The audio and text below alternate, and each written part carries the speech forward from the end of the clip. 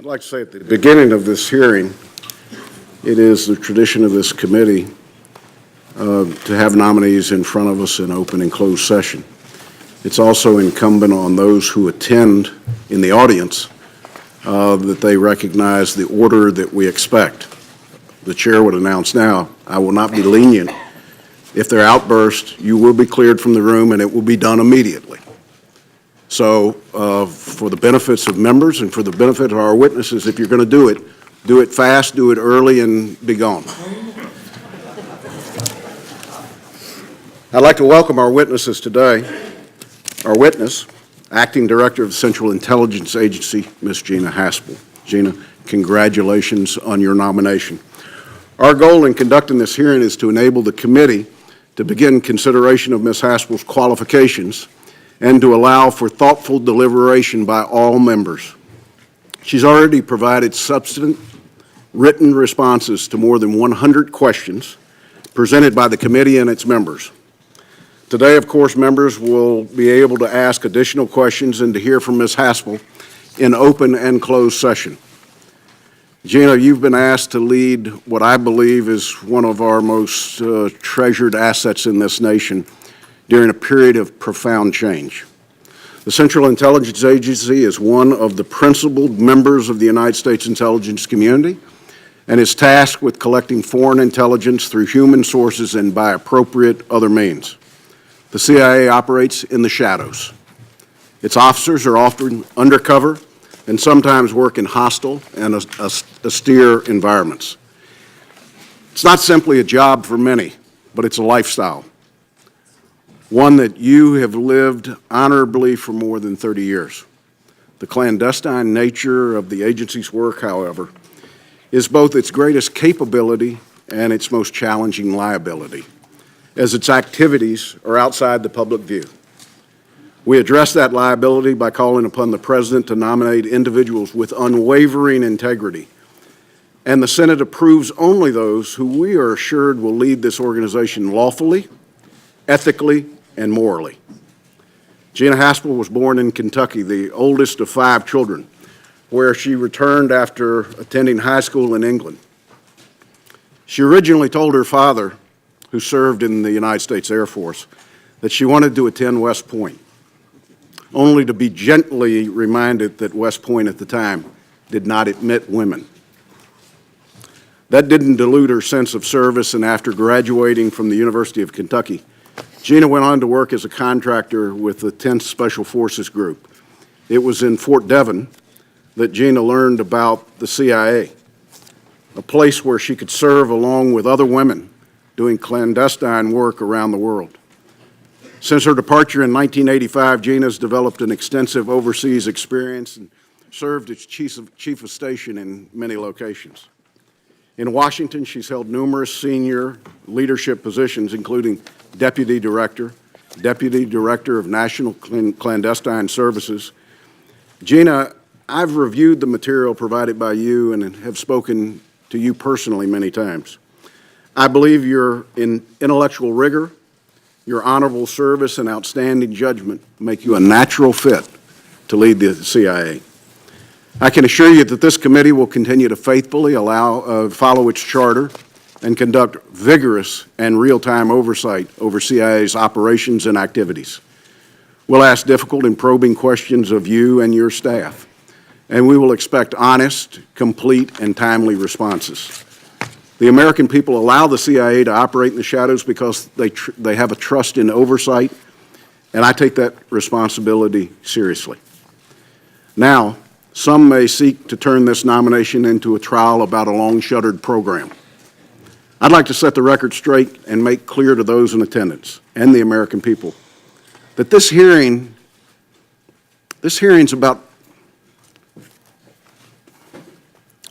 not about programs already addressed by executive order, legislation, and the court of law. It's about the woman seated in front of us. Gina, I've reviewed your records closely. I've read your detailed and thoughtful answer to the committee's pre-hearing questions, and I've spoken with you many times over the years. You are, without a doubt, the most qualified person the President could have chosen to lead the CIA and the most prepared nominee in its 70-year history. You have acted morally, ethically, and legally over a distinguished 30-plus year career. You have operated under authority signed and granted by the President of the United States at the direction of the Director of the Central Intelligence Agency and according to the legal guidance provided by the Attorney General of the United States. Those who have issues with programs or operations conducted years ago should address those concerns and their questions to former presidents, former directors, and former attorney generals. This hearing is about how you'll lead the Central Intelligence Agency into the future, not how you faithfully executed missions in the past. Moreover, you conducted yourself in such a way that your supervisors have uniformly praised your conduct over your lengthy career. Those supervisors commended you for frankness, firmness, and fairness, your moral courage, your integrity, your operational judgment, and professional presence. They've commented on your leadership skills and success in creating a more inclusive and fair workplace, and admired your operating at great personal risk to collect intelligence necessary to keep America safe. Gina, you have the unique experience one only gains from growing up in the CIA.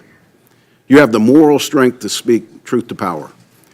You have learned from the past mistakes of your organization and made clear they will not be repeated. In the days after 2001, you did not just talk about what should be done, you personally volunteered to help with CIA's response to attacks. You dared to step into the arena when our country needed you, and you have done so again today. For that, I am eternally grateful. I look forward to supporting your nomination and to ensuring its consideration without delay. I want to thank you for your willingness to serve your country, for your years of service, and I look forward to your testimony. I now recognize the Vice Chairman for any comments he might make. Thank you, Mr. Chairman. I'd like to join you in welcoming Ms. Haspel. Gina, it's nice to see you again, and congratulations on your nomination. The position of Director of the Central Intelligence Agency is one of the most important in our government. The CIA Director serves as a key figure in our intelligence community. He or she leads the premier human intelligence agency in the world, the largest all-source analysis workforce in the intelligence community. The CIA Director is responsible for providing the intelligence that informs policymakers working on every major national security and foreign policy problem facing our country. As former Director Pompeo's recent trip to North Korea demonstrated, the Director can also be tasked with unusual diplomatic missions. Directors represent the face of the U.S. intelligence community to the entire world, and they should be qualified for that task. Gina Haspel is among the most experienced people to be nominated for the position of Director of CIA. While I remain disappointed that the agency was not more forthcoming in providing and declassifying information about our service, she has served our nation for 33 years in a variety of roles all over the world. I also understand that Ms. Haspel is the first operations officer in more than 5 decades who has been nominated to lead the agency. And, as we've seen with some of the folks who are here, I know she enjoys broad support within its workforce. But many people, and I include myself in that number, have questions about the message the Senate would be sending by confirming someone for this position who served as a supervisor in the Counterterrorism Center during the time of rendition, detention, and interrogation programs. Ms. Haspel has acknowledged the history of the program. She stated that the law has changed and the RDI program is no longer legal. She is committed to upholding the law. I appreciate that, but it is not enough. The secrecy inherent in the CIA's work demands that the Director honor and follow the law, particularly in the dark spaces where the IC often operates, and when the glaring light of public scrutiny is non-existent. No one should get credit for simply agreeing to follow the law. That's the least we should expect from any nominee, and certainly from the director of the CIA. For those in the chamber who have argued that no one who participated in the RDI program should ever be promoted, I know there are some who feel that. And while I have expressed on many occasions my own objections to the RDI program, I think we have to recognize at that time the country had just been attacked. People throughout the government were frightened of more imminent attacks and didn't know what to do. And the RDI program was absolutely an outgrowth of that fear. There are many at the agency who participated in the program who believed that what they were doing was both legal and authorized by the then president. What I'm not willing to do, however, is to justify this dark period in our history or to sweep away the decision to engage in torture. I believe the RDI program was wrong, and we need to make sure it never happens again. Ms. Haspel, what the committee must hear and what I must hear is in your own view of the RDI program today, given the benefit of time and hindsight, should the United States ever permit detainees to be treated the way the CIA treated detainees under the program, even if you believe it was technically legal? Most importantly, in your view, was that program consistent with American values? We must hear how you would react if the president asked you to carry out some morally questionable behavior that might seem to violate a law or treaty. How will you respond if a secret DOJ opinion authorizes such behavior and gives you a, quote, get-out-of-jail-free card? On that day, if ordered to take such actions that are inconsistent with American values, will you say yes and follow the orders? Will you keep Congress in the dark? Ms. Haspel, I encourage you to take these issues seriously and to address them at length. My vote on your confirmation will be greatly influenced by how you address these questions today. I know the committee, and I in particular, will want to hear about also your interaction with respect to the 2005 decision to destroy the CIA interrogation tapes. What role did you play? And if given the chance, would you do it again? In the same vein, I would like to know your views from that time on about informing congressional leadership. Given the necessary secrecy of the agency's activities, it is fundamental to our system of checks and balances that you be extremely forthcoming with this committee, with the chairman and with me as vice chairman.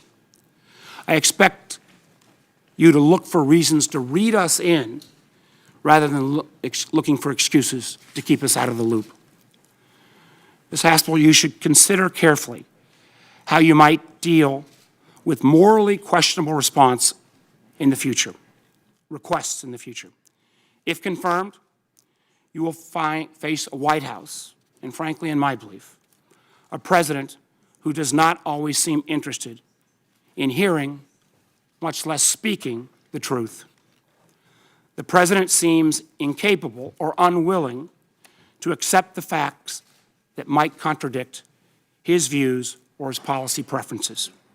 Indeed, there have been some in this administration, even some in the president's own appointees, who have been attacked for telling a truth in public that contradicts the White House narrative. You simply cannot allow the prospects of such attacks from dissuading you of speaking truth to power. I'm interested to know how you view your relationship with the president and how you will approach encouraging him and engaging with him. We have seen on many occasions that this president has no qualms about completely circumventing members of his own administration, even when making policy that falls within their agency's jurisdictions. At the end of the day, do you believe you'll be in the room when it matters? And if you're in the room, will the president listen to you when you tell him something is a bad idea. Finally, Ms. Haspel, I will end with what I hope is an easy but critical request. As you know, this committee continues its investigation into Russian interference in the 2016 election. I will expect your commitment to continuing cooperation with us and with the Mueller investigation in the future.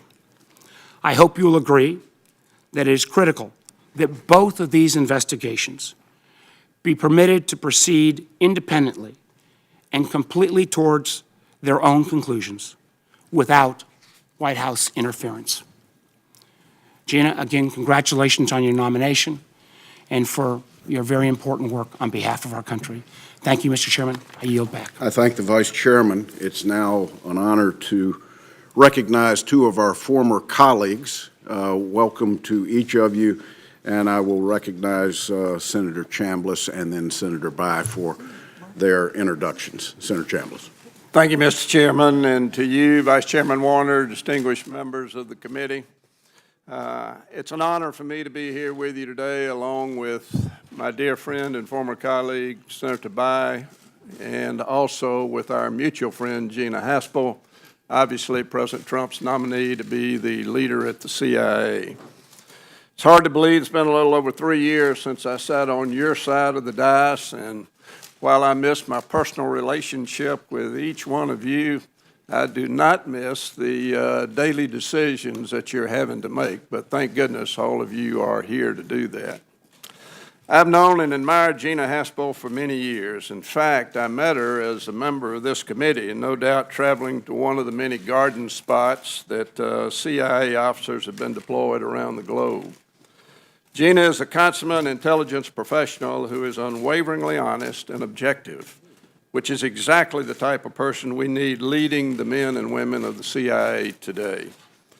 The world in which we live gets more complex each and every day. Today we're fighting terrorism on several different continents. Major world powers like China and Russia are becoming increasingly more aggressive. The threats from rogue regimes, cyber attacks, and weapons of mass destruction are increasing.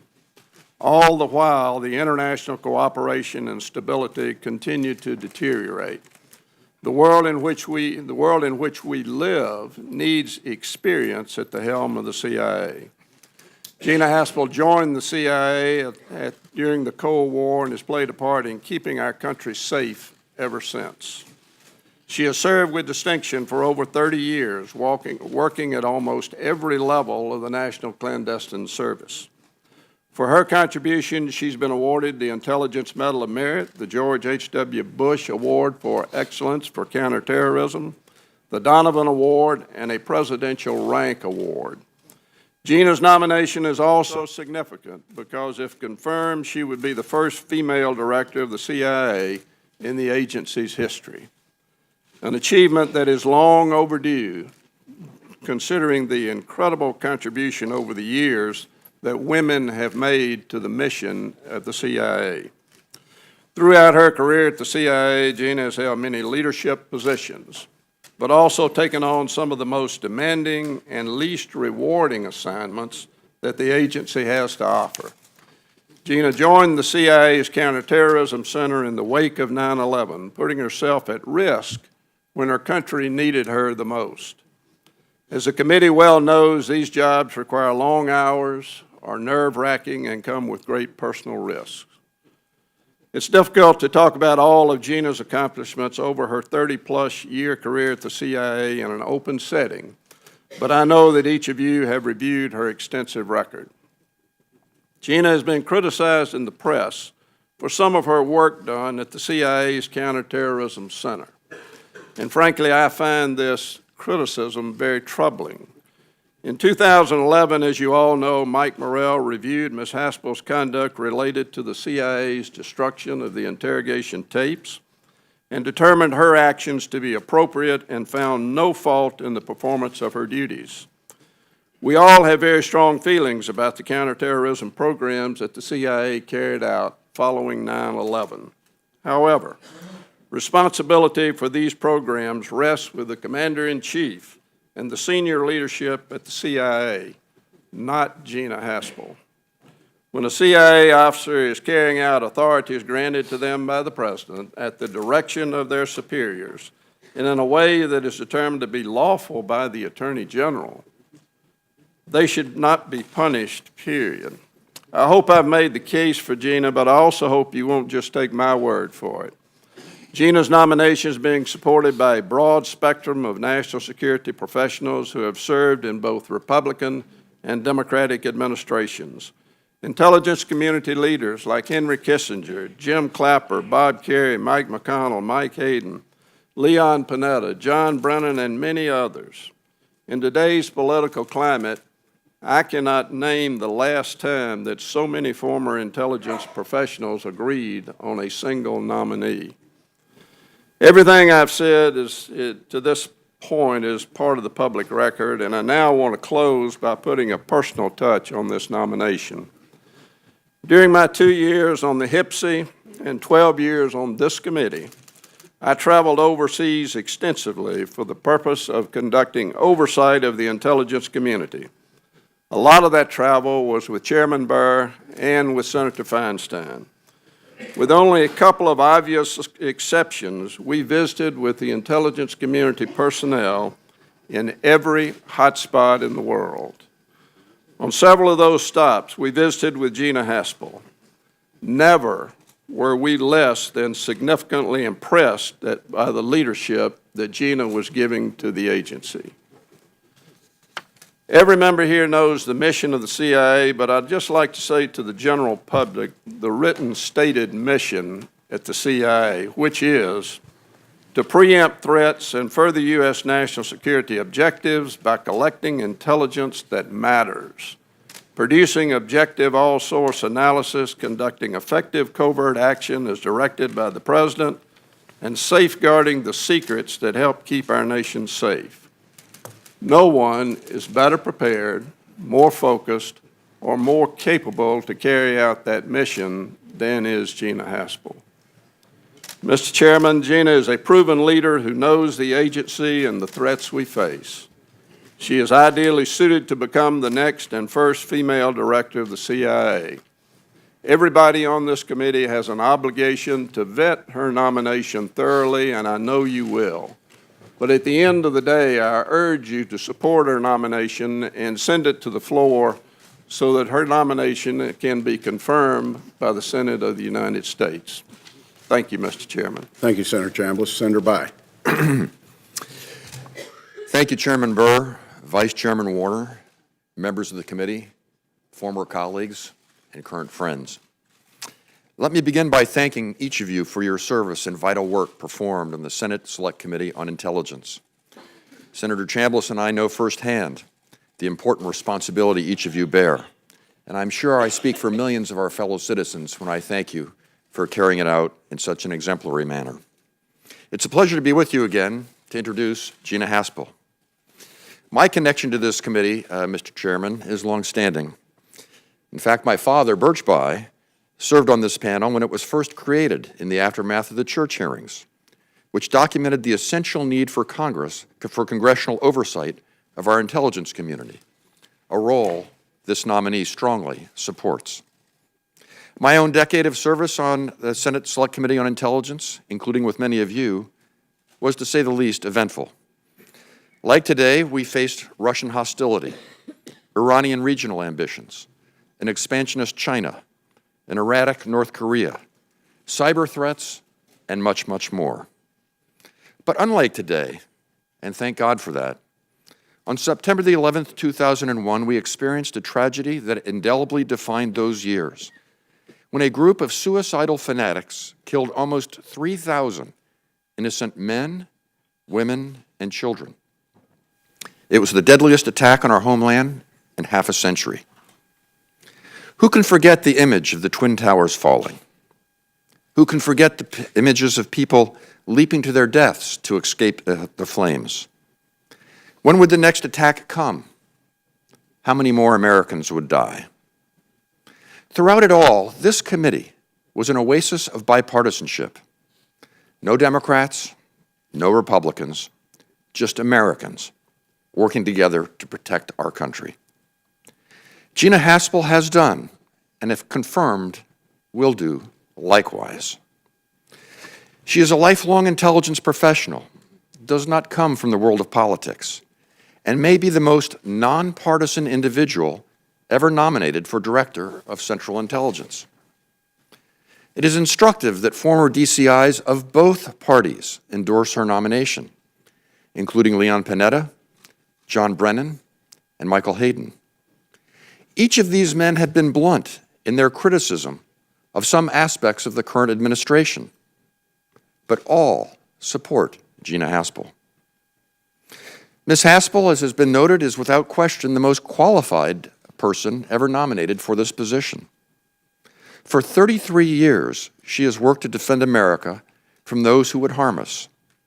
She has served on the front lines, and she has served with some who now are memorialized with gold stars on the wall in Langley in tribute to their ultimate sacrifice. She knows the cost of freedom. She is a clear-eyed, hard-nosed expert on Russia at a time of mounting threats from that nation. And if confirmed, as Senator Chambliss noted, she would be the first woman to serve as DCIA, sending a clear message that advancement in the intelligence community is based on merit, not impeded by prejudice. Finally, she had the unenviable, weighty responsibility of protecting American lives during times of maximum danger, while also remaining true to our core values. As Senator Warner indicated, questions will be asked today, and they should be asked today, about whether the right decisions were always made. And you should probe deeply to determine whether, if mistakes occurred during that difficult time, were lessons learned, and whether the hard-won wisdom will inform our future conduct.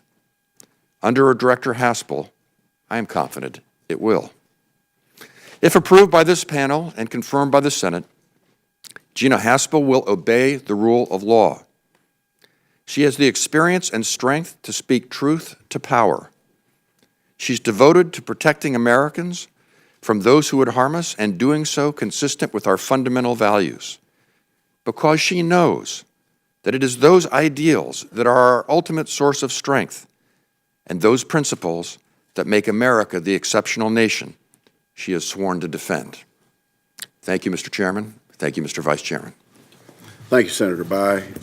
And on behalf of the committee, I thank both of you for your service to the country and to your willingness to be here for the introduction. I would now excuse you from that table.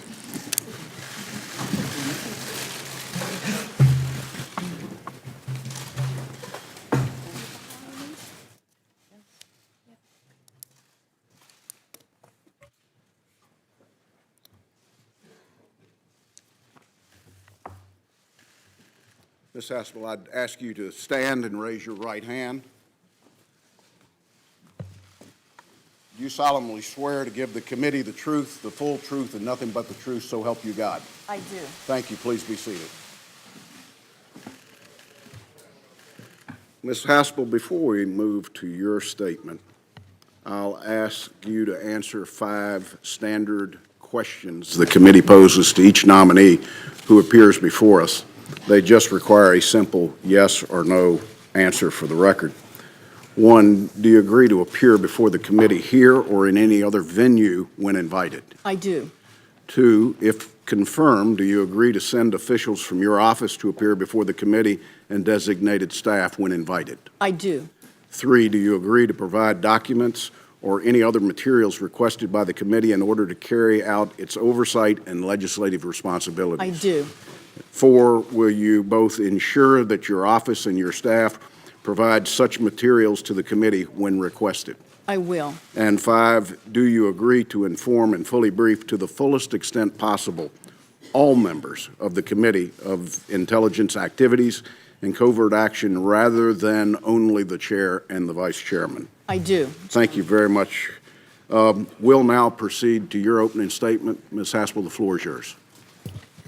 Thank you, Mr. Chairman.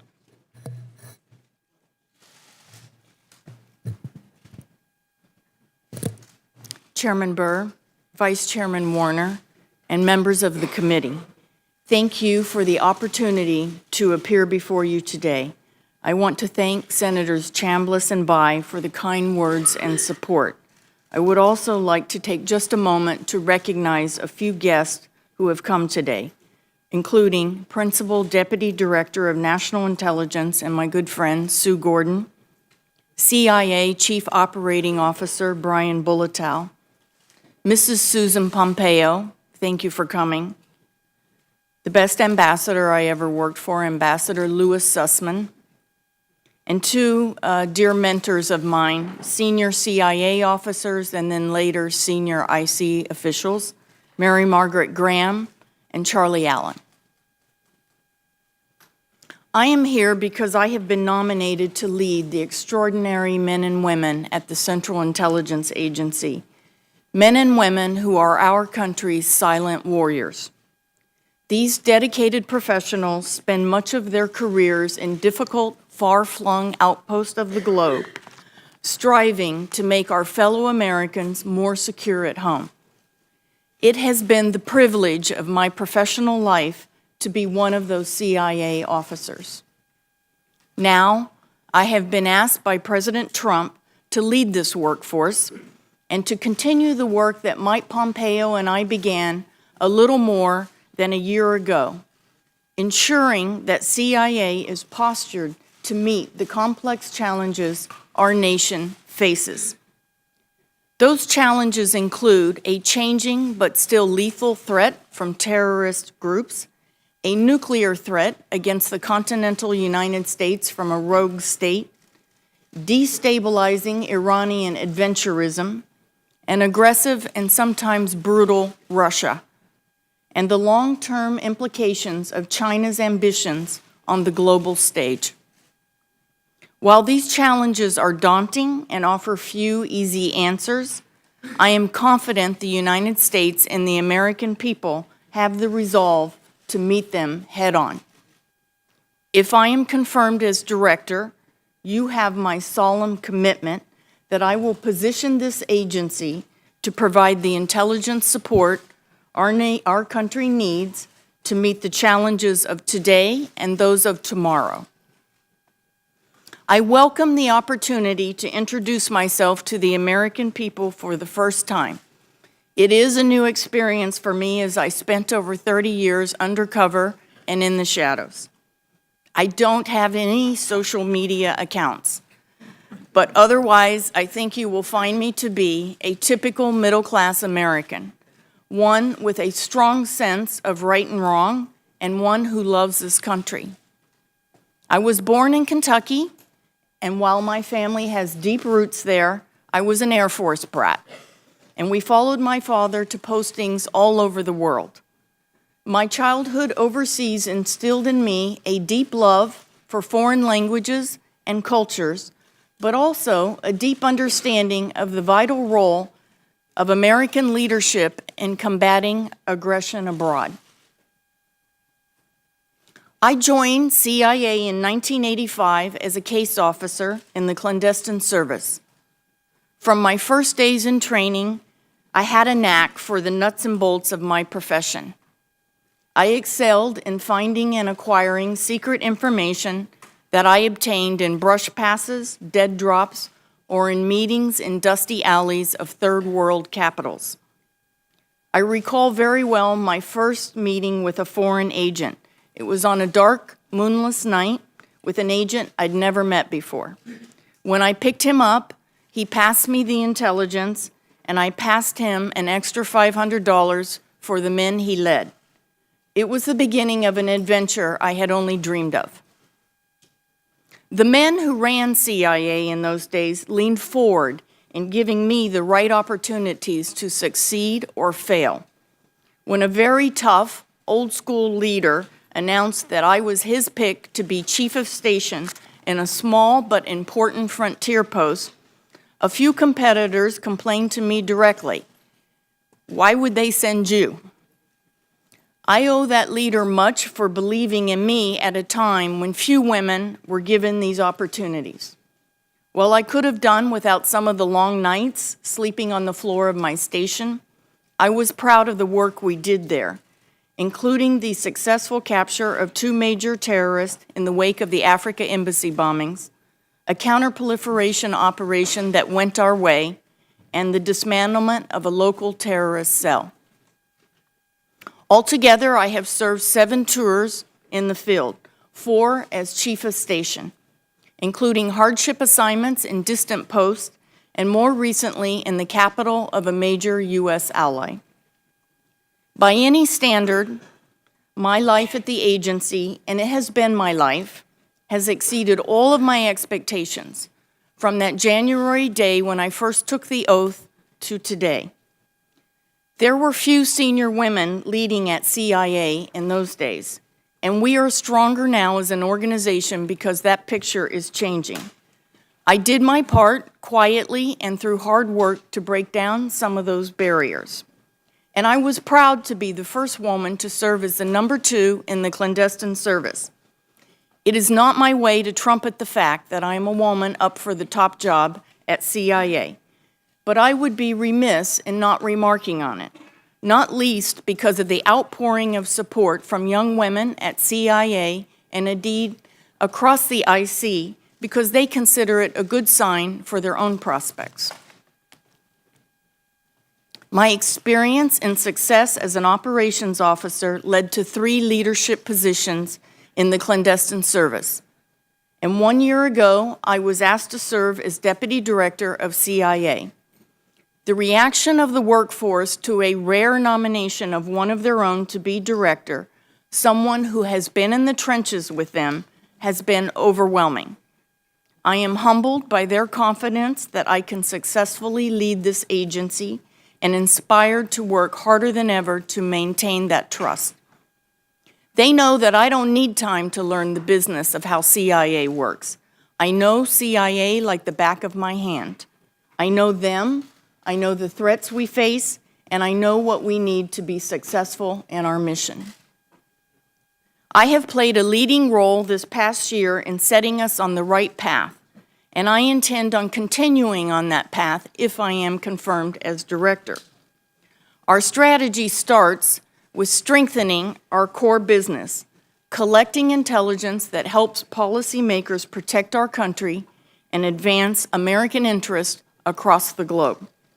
It includes raising our investment against the most difficult intelligence gaps, putting more officers in the foreign field where our adversaries are, and emphasizing foreign language excellence.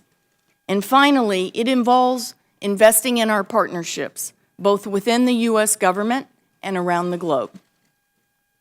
We must do everything we can to follow through on these investments and to make CIA as effective as it can possibly be, because the American people deserve no less than CIA's best effort. This is especially true when it comes to confronting threats from North Korea, Iran, Russia, and China. Today, CIA officers are deployed across the globe, sometimes at significant personal risk, collecting critical human and technical intelligence. I have spent my entire career driving operations, and if confirmed, I will be able to leverage that experience beginning on day 1. I knew that accepting the President's nomination would raise questions about CIA classified activities in my career at the agency. I also understand that it is important for the American people to get to know me so they are able to judge my fitness for this position. So over the last few weeks, we have leaned forward to make more information about my record public. We have also shared details on every aspect of my career through classified channels with this committee as well as with the rest of the Senate. I think it is important to recall the context of those challenging times immediately following 9/11. For me, I had just returned to Washington from an overseas posting, and I reported for duty on the morning of 9/11. I knew in my gut when I saw the video of the first plane hitting the tower in Manhattan that it was bin Laden. I got up and I walked over to the Counterterrorism Center as the CIA compound was evacuated, and I volunteered to help. I didn't leave for 3 years. We worked 7 days a week, and I even had friends who postponed weddings and having babies. The men and women of CIA were driven and charged with preventing another attack. The first boots on the ground in Afghanistan were my colleagues. The first casualty in Afghanistan was a CIA officer and colleague. And it was CIA who identified and captured the mastermind of 9/11 in a brilliant operation. I am proud of our work during that time. The hard lessons we learned from that experience inform my leadership of CIA today. In light of my counterterrorism experience, I understand that what many people want to know about are my views on CIA's former detention and interrogation program. I have views on this issue, and I want to be clear. Having served in that tumultuous time, I can offer you my personal commitment, clearly and without reservation, that under my leadership, on my watch, CIA will not restart a detention and interrogation program. CIA has learned some tough lessons from that experience. We were asked to tackle a mission that fell outside our expertise. For me, there is no better example of implementing lessons learned than what the agency took away from that program. In retrospect, it is clear, as the Sissi Majority Report concluded, that CIA was not prepared to conduct a detention and interrogation program.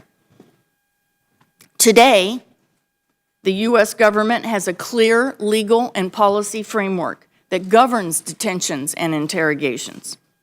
Specifically, the law provides that no individual in U.S. custody may be subjected to any interrogation technique or approach that is not authorized by and listed in the Army Field Manual.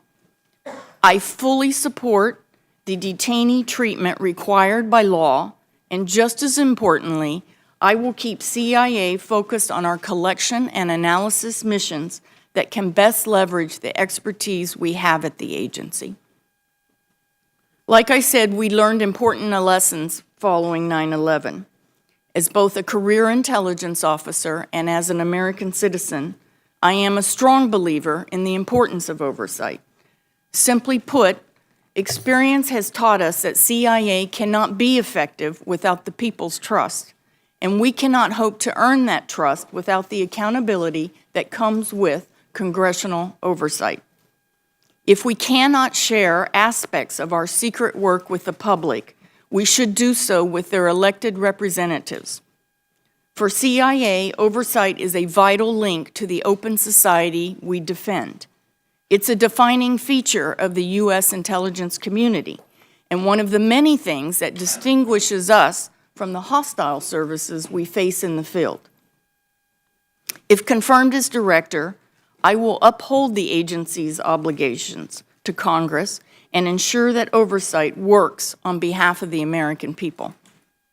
Mr. Chairman, I want to thank you and the committee for the hard work that is put into the oversight process and for the vital support that this committee provides the officers at CIA. CIA has given me a lot over the past 3 decades, a calling in service to my country, some real-life adventures, and the profound satisfaction of serving with some of the most talented and honorable men and women in our government. If confirmed, I hope to repay the debt I owe to this remarkable agency by drawing on my experience. I know what my fellow officers need from me, and I know what our nation needs from CIA, and that is truth, integrity, and courage. Again, thank you for allowing me the opportunity to appear before you today, and I look forward to your questions. Ms. Haspel, thank you for that testimony. Let me inform members that we will have a 5-minute round of questions. We'll recognize members based upon seniorities. I would ask all members to adhere to the 5-minute time frame, and I would remind members that we are in an open session. Therefore, classified questions and/or answers would not be appropriate for this period. When we've completed the open session, we will immediately move to a closed session where every question will be answered. I am certain the chair recognizes himself for up to 5 minutes. Ms. Haspel, let's just dig right into it.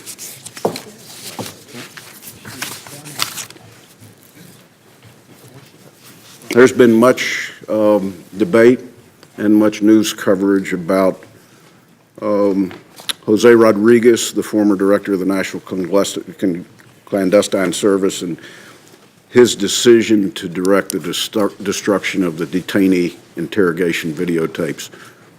Can you describe for members your role in those events?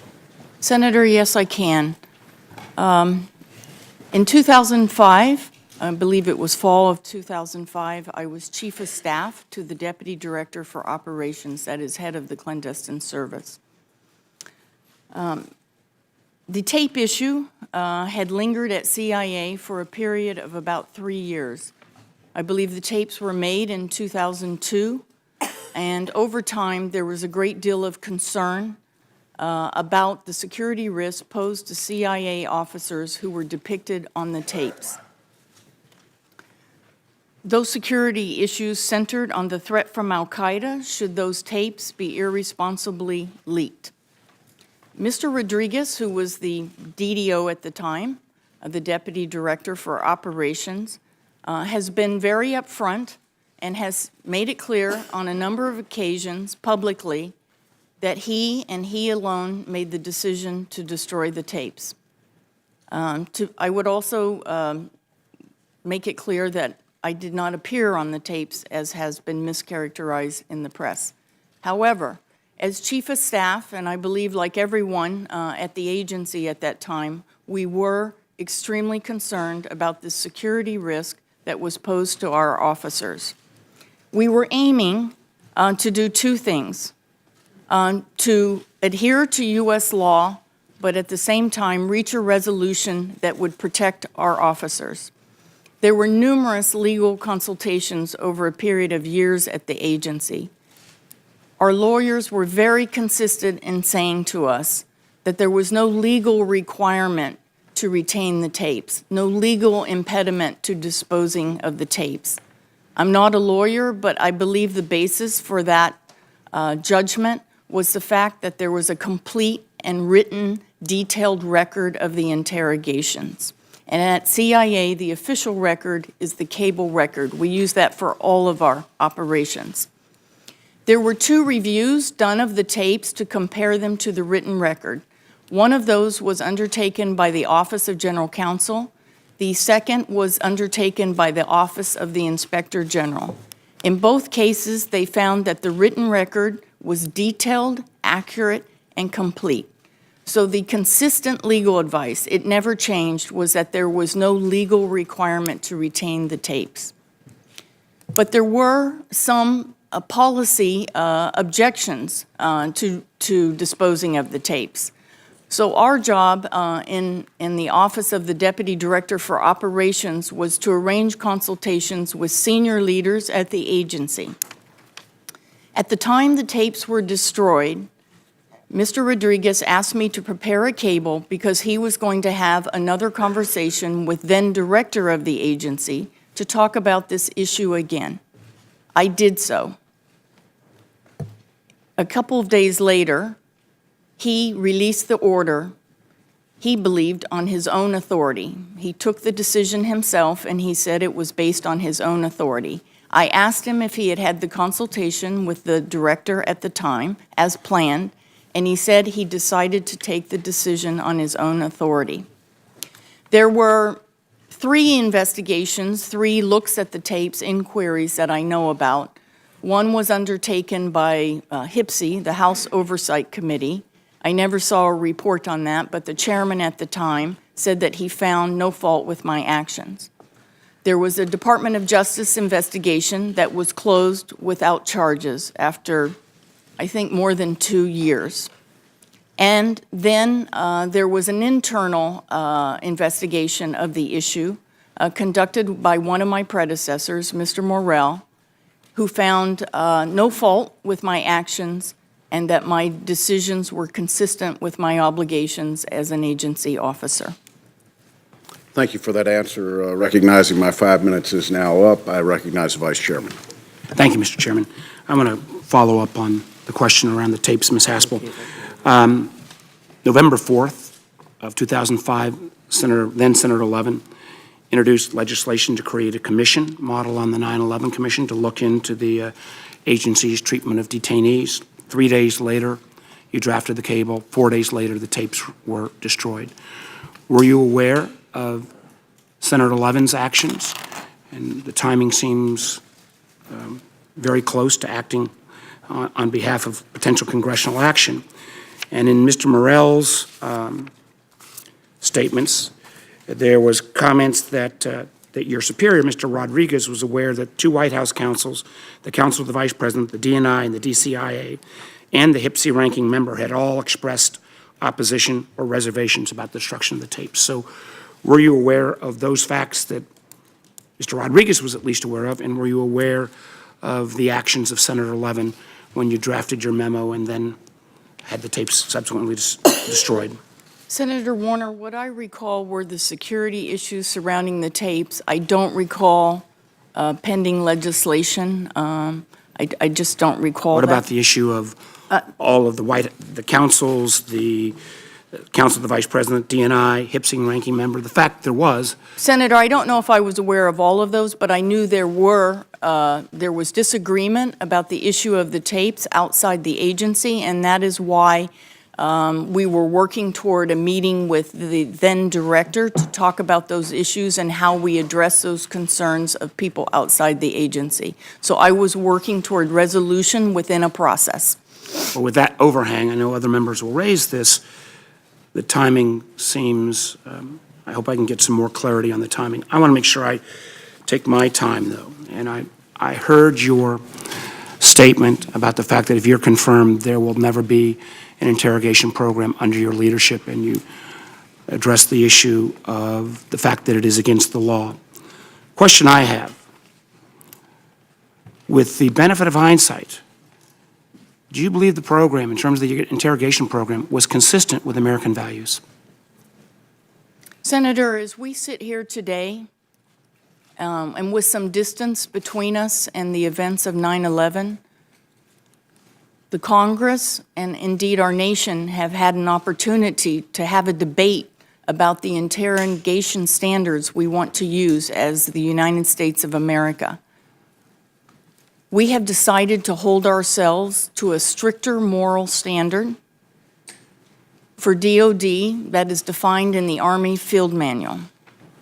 I support the United States holding itself to that stricter moral standard, and I support the Army Field Manual. But Ms. Haspel, that is answering on a legalistic. We're asking you to take on a position. I understand with RDI, you were downstream, not part of the policymaking. But if you're entrusted with this responsibility, I need to at least get a sense of what your moral code says about those kind of actions, because there is the potential that this president could ask you to do something. He obviously believes in these procedures, but even if he asks you to do something that is not directly related to detention and interrogation, but if he asks you to do something that you believe is morally questionable, even if there is an OLC opinion that in effect gives you a get-out-of-jail-free card, what will you do in that action when you are the director of the CIA? Senator, my father's watching today. He served 33 years in the Air Force. My parents gave me a very strong moral compass. I support the higher moral standard that this country has decided to hold itself to. I would never, ever take CIA back to an interrogation program. First of all, CIA follows the law. We followed the law then. We follow the law today. I support the law. I wouldn't support a change in the law, but I'll tell you this, I would not put CIA officers at risk by asking them to undertake risky, controversial activity again. Ms. Haspel, my question is this. On a going-forward basis, if this president asks you to do something that you find morally objectionable, even if there is an OLC opinion, what will you do? Will you carry that out, that option, and that order, or not? I mean, we're entrusting you in a very different position if you're confirmed. I just need to know what your response to Senator, that would be. my moral compass is strong. I would not allow CIA to undertake activity that I thought was immoral, even if it was technically legal. I would absolutely not permit it. So you would not follow the order if you felt it was? No, I believe that CIA must undertake activities that are consistent with American values. America is looked at all over the world as an example to everyone else in the world, and we have to uphold that, and CIA is included in that. Thank you, Mr. Chairman. Senator Risch. Thank you very much, Mr. Chairman. Ms. Haspel, thank you for undertaking this, and thank you for your many years of service with the CIA. From my colleagues, I'm going to tell you right at the outset, I'm going to support this nomination.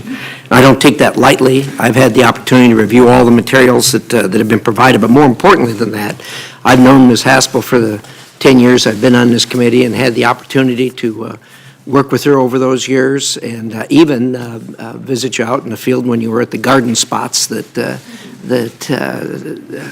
I remember. Right. In any event, I have, for my colleagues, I can report to you that during this time, I have always found Ms. Haspel to be open, to be forthcoming, and to be truthful. And that is incredibly important as we exercise the things that we have to do as far as authorizing, as far as financing, and as far as oversight of what this really, really important work is that the CIA does. So for that, Ms. Haspel, you will be rewarded with my vote, and I feel very comfortable about that, and I sincerely appreciate your openness as we've met over the years, and I've had the opportunity to ask you about the things that I needed to know as I discharge my obligations. I'm also persuaded greatly by the former directors, both Republicans and Democrats, who are enthusiastically supporting your appointment to this. I think that is very important. I'm also persuaded by something that I think other members of this committee have probably run across, and that is we all from this committee deal regularly with our partners in intel from foreign countries. As you know, that's critically important to the job of the CIA and the other 16 intelligence agencies. Those relationships, those contacts, those dealings we have with those foreign agencies are very important. And I have to tell you that uniformly, people who I have discussed your taking on this job have been very enthusiastic about it, and they know you, they trust you, and the trust of this agency is so important when we deal with the Five Eyes or amongst the Five Eyes or with other intelligence partners, so thank you for that. Also, I deal with a lot of the employees at CIA. They are incredibly enthusiastic about your appointment to this, so thank you for that. For the American people who are watching this, I can tell you that everybody sitting on this side of the table regularly hear things that cause us to not sleep very well at night. As the head of this agency, I can tell you, I will sleep better at night knowing you're directing these efforts. So thank you for that. Thank you for undertaking what you are undertaking. I know that you have thought about this carefully. If the press reports are right, you've been up and down a little bit on this, but the American people will be very grateful for your service. Let me ask a question as we close here. You know, over the 10 years, I came here just as the investigation on the interrogation thing was starting, and I participated, other members of the committee here participated in that. And there was a real tension between not just the CIA, but the other intelligence agencies because of the way the oversight was being done by this committee. My impression is and it's a clear impression that the relationship between the agency, CIA, and the other intelligence agencies has evolved to a very different place than where it was when I first got here. Could you talk about that a little bit, please? Thank you for that question, Senator. I think it's a very important question. When Mike Pompeo and I took the reins at Langley about 15 months ago, we decided to concentrate on 4 initiatives. And one of those is partnerships, and it involves 2 areas. First, our partnerships with our other IC partners in the U.S. government, but even more broadly than that. There are many important partnerships for CIA, and as you say, those partnerships are critical because it's a complex world. There is no more important partnership than the one between CIA and DOD. I have had the absolute honor and privilege to sit at the table with Secretary Mattis and General Dunford these last 15 months, to work with the JSOC commander and the other combatant commanders. I don't think that very important relationship has ever been in a better place. Likewise, NSA is our sister agency. We're very close. And of course, our relationship with the Federal Bureau of Investigation is critical to the national security of this country. But you mentioned something else that's important, and it's a bit of an unheralded story, but the intelligence services of our closest allies do amazing things for the national security of this country each and every day. And I can't talk very much about it in this open session, but they do incredible things that advance our national security on the terrorism and proliferation fronts in particular. And we owe a great deal of gratitude to those allies. Thank you for that. Gentleman's status expired. Senator Feinstein. Thank you very much, Mr. Chairman. Good morning, Ms. Haskell. Good morning, Senator Feinstein. While many nominees have classified backgrounds, you are very unique. You have 30 years of undercover experience. Accordingly, we ask the agency that your records be declassified. I think I signed 3 letters in that regard, to make an informed decision, and because the public should be aware of the background of its leaders. Instead, the CIA selectively declassified only small pieces of information to bolster your nomination, while keeping damaging information under wraps. Giving the CIA's refusal to make your record public, I'm very limited in what I can say. And I think, as you know, I like you personally very much. This isn't probably the most difficult hearing in my more than 2 decades I have ever sat in. But let me begin. In his memoir, former CIA Consul General John Rizzo described how in 2005, Jose Rodriguez was promoted to be Deputy CIA Director for Operations and installed as his Chief of Staff an officer from the Counterterrorist Center who had previously run the interrogation program. Is that you? Senator, I'm so pleased you asked me that question. Yes or no will do. No. And for the record, if you have your staff check, Mr. Rizzo has issued a correction. It is true that it is hard for, in a Excuse me, secret. my understanding that is is that not he has accurate. recently confirmed that it was you. No, he issued a correction. When people write books, I didn't read Mr. Rizzo's book, so I didn't even know that was out there. Mr. Rizzo, and actually I read about it in the Washington Post last night. Eric Wemple, I believe, wrote a story talking about the failure of certain organizations to correct their facts, and that was one of them. And he noted that Mr. Rizzo, about 10 days ago, he was wrong. He didn't fact check, and that has been corrected. I would never even served in that department, nor was I the head of Let me it. read directly his quote from the book. Several weeks later, Porter promoted Jose Rodriguez to the position of Deputy Director for Operations, Jim Pavitt's former job. Once more, Jose installed as his Chief of Staff an officer from the Counterterrorist Center who had previously run the interrogation program. Between them, they were the staunchest advocates inside the building for destroying the tapes.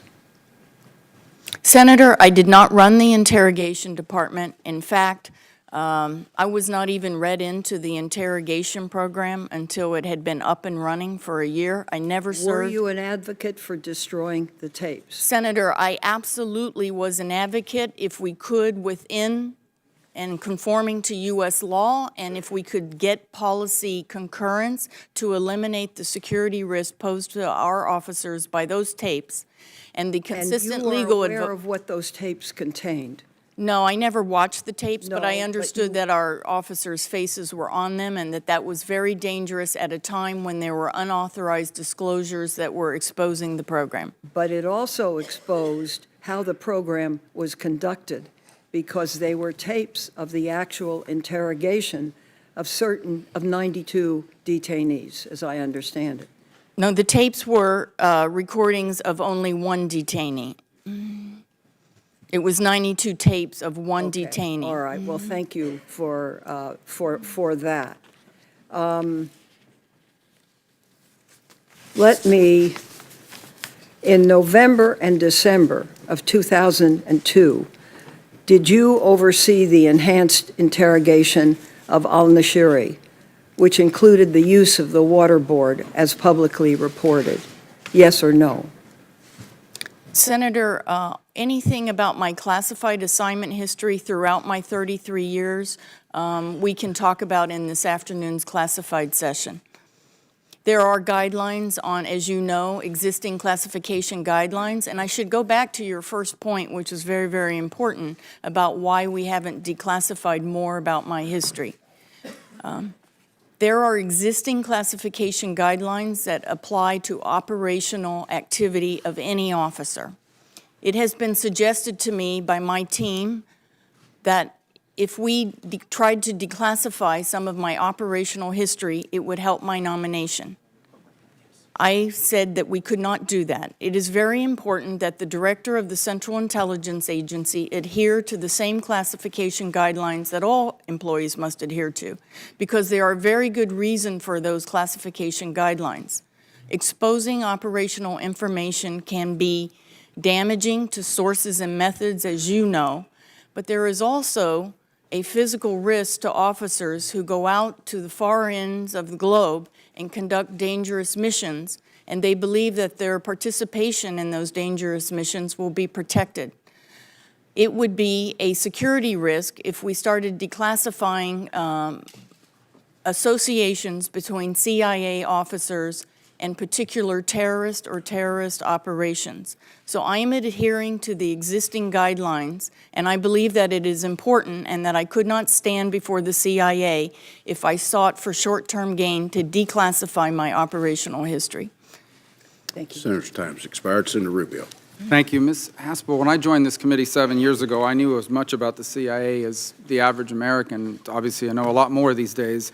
Yes, and much of it can't be shared, but there's two things that I can. The first is that it's very easy to sit back and criticize the work of the agency with the benefit of hindsight. And the second is that the agency is made up of some of the smartest, most talented professionals that I have ever encountered in any field. In my time in public service or beyond. These are men and women that could be making a lot of money in the private sector, but instead they've chosen to serve our country, many in the shadows, many at the risk of their own lives, all to keep us safe. By the way, they sacrificed this money, this time with their family, this normal life in many cases, in defense of the freedoms, including the freedoms of the protesters who often smear them and the activists who often slander them. Ms. Haspel, you embody everything that I respect and admire about the men and women of the Central Intelligence Agency, and I support you not just because of your qualifications, but because I want a young CIA trainee or case officer, I want today's operational officers, I want today's station chiefs, I want today's, all of these professionals to know that they too can one day be sitting where you are sitting today and have the opportunity to lead this agency. And I would ask, if someone like you with your history, with your record of service and sacrifice and excellence, if someone like you cannot be confirmed to head this agency, then who can? And if someone like you is smeared in this process, what message are we sending to the young men and women who today are serving our country in the same roles in which you have served our country over the last 30 years? And I thought it was important for that to be part of the record today, because as much as anything else, this hearing is not just about your nomination for me. It is also about the men and women who serve us, of which I said at the outset you embody the best of the men and women of the Central Intelligence Agency. On a policy front, I want to ask you about U.S.-China relations. For decades, American foreign policy towards China has been rooted in the belief that as they prospered economically, they would embrace democracy, they would embrace the global rule of law. That consensus, I think, by all accounts, has been catastrophically wrong. Today, China is undertaking a comprehensive effort to supplant the United States and to undermine us. And they've benefited from the greatest transfer of wealth in history through the theft and the forced transfer of intellectual property. They use unfair trade and other practices to undermine our industrial and technical base. They gather and exploit data at an unrivaled scale. They're building the most capable and well-funded military in the world, second to ours. And so my question, first and foremost, is the agency, as it stands today, equipped and structured to meet this multifaceted challenge? Senator, thank you for that question. One of the first things Mike Pompeo and I looked at when I returned to the agency from overseas in early 2017 is how we're doing on the hard targets. That's what you're talking about: China, Iran, Russia, North Korea. Of course, our investment in counterterrorism has to be very significant. We have to be vigilant, and we can't take our eyes off that ball. But there are more strategic threats, and you talked about one of them, China. China's rise as a global power. CIA has a very important role in monitoring China's rise as a global power. China's efforts to diminish U.S. influence, not only in the Pacific, but all around the world. China's unfair trade practices, and China's overt and illicit efforts to steal U.S. technology and know-how and intellectual property. We, with the support of this committee, are raising our investment on each of these hard targets. We have incredible expertise on China at the agency. It is a very strong team. I'm very proud of our analysts. It is a subject that a week doesn't go by that either the President asks for an expert briefing or Secretary Mattis asks for someone to come over and brief him on China issues. We have a good program, but your more general point is that we have to do more, and we have to invest more on each of these hard targets. Well, I recently introduced legislation with Senator Cotton that would block the U.S. government from buying or leasing telecommunication equipment from Huawei or ZTE Corporation beyond government purchase. I would ask you, just as with the citizens that are watching, if you were just an everyday American or even someone involved in any sort of sensitive work, would you purchase a Huawei phone or connect your phone or computer to a Huawei or ZTE network? Well, Senator, as I mentioned, I don't even have a social media account, but I wouldn't use Huawei products. And Senator's time's expired. thank you. Senator Wyden. Thank you, Mr. Chairman. Ms. Haspel, thank you very much for your courtesy in meeting with me yesterday. However, I regret to have to say there is no greater indictment of this nomination process than the fact that you are deciding what the country gets to know about you and what it doesn't. And so far, the American people have only been given information that is designed to help you get confirmed. Everything else has been classified. So I've got some questions. I think they're fairly short, and some I hope we can do yes or no. Now, you publicly released the Morell report, which some have cited as reflecting favorably about your involvement in the destruction of interrogation tapes. Do you have any objection this morning to the public release of the Durham investigation, which would give the American people more information on the same topic and which does not come from the CIA? Senator, just to be clear, the request for the declassification of the Morrell memo was in response to a member on this committee. I have not read the Durham report, and I don't know the classification, so let me take that for the record, if I may. But do you have any objection? Well, I haven't seen it, so I haven't read it, so I don't know. Well, I'm going to ask you about this in the classified session, but I think in the name of fairness with respect to your role on these issues, this ought to be made public just the way the Morrell report was. Now, on Sunday, the Washington Post reported that unnamed officials were pushing back against accusations that you supported torture in one of our biggest papers in the country. Between 2005 and 2007, the program was winding down. The CIA was capturing fewer detainees and waterboarding was no longer approved. During that time, did you ever call for the program to be continued or expanded?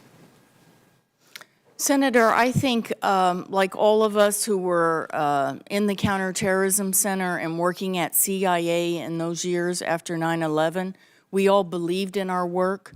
We were committed. We had been charged with making sure the country wasn't attacked again, and we had been informed that the techniques in CIA's program were legal and authorized by the highest legal authority in our country and also the president. So I believe I and my colleagues in the Counterterrorism Center were working as hard as we could with the tools that we were given to make sure that we were successful in our mission. My time is short, and that respectfully is not responsive to the question. That was a period where the agency was capturing fewer detainees, waterboarding was no longer approved, and especially in light of that Washington Post story, I would really like to have on the record whether you ever called for the program to be continued, which it sure sounds to me like your answer suggested. You said, well, we were doing our job, it ought to be continued. That troubles me very much because you were the chief of staff to the deputy director for operations. It's a senior position.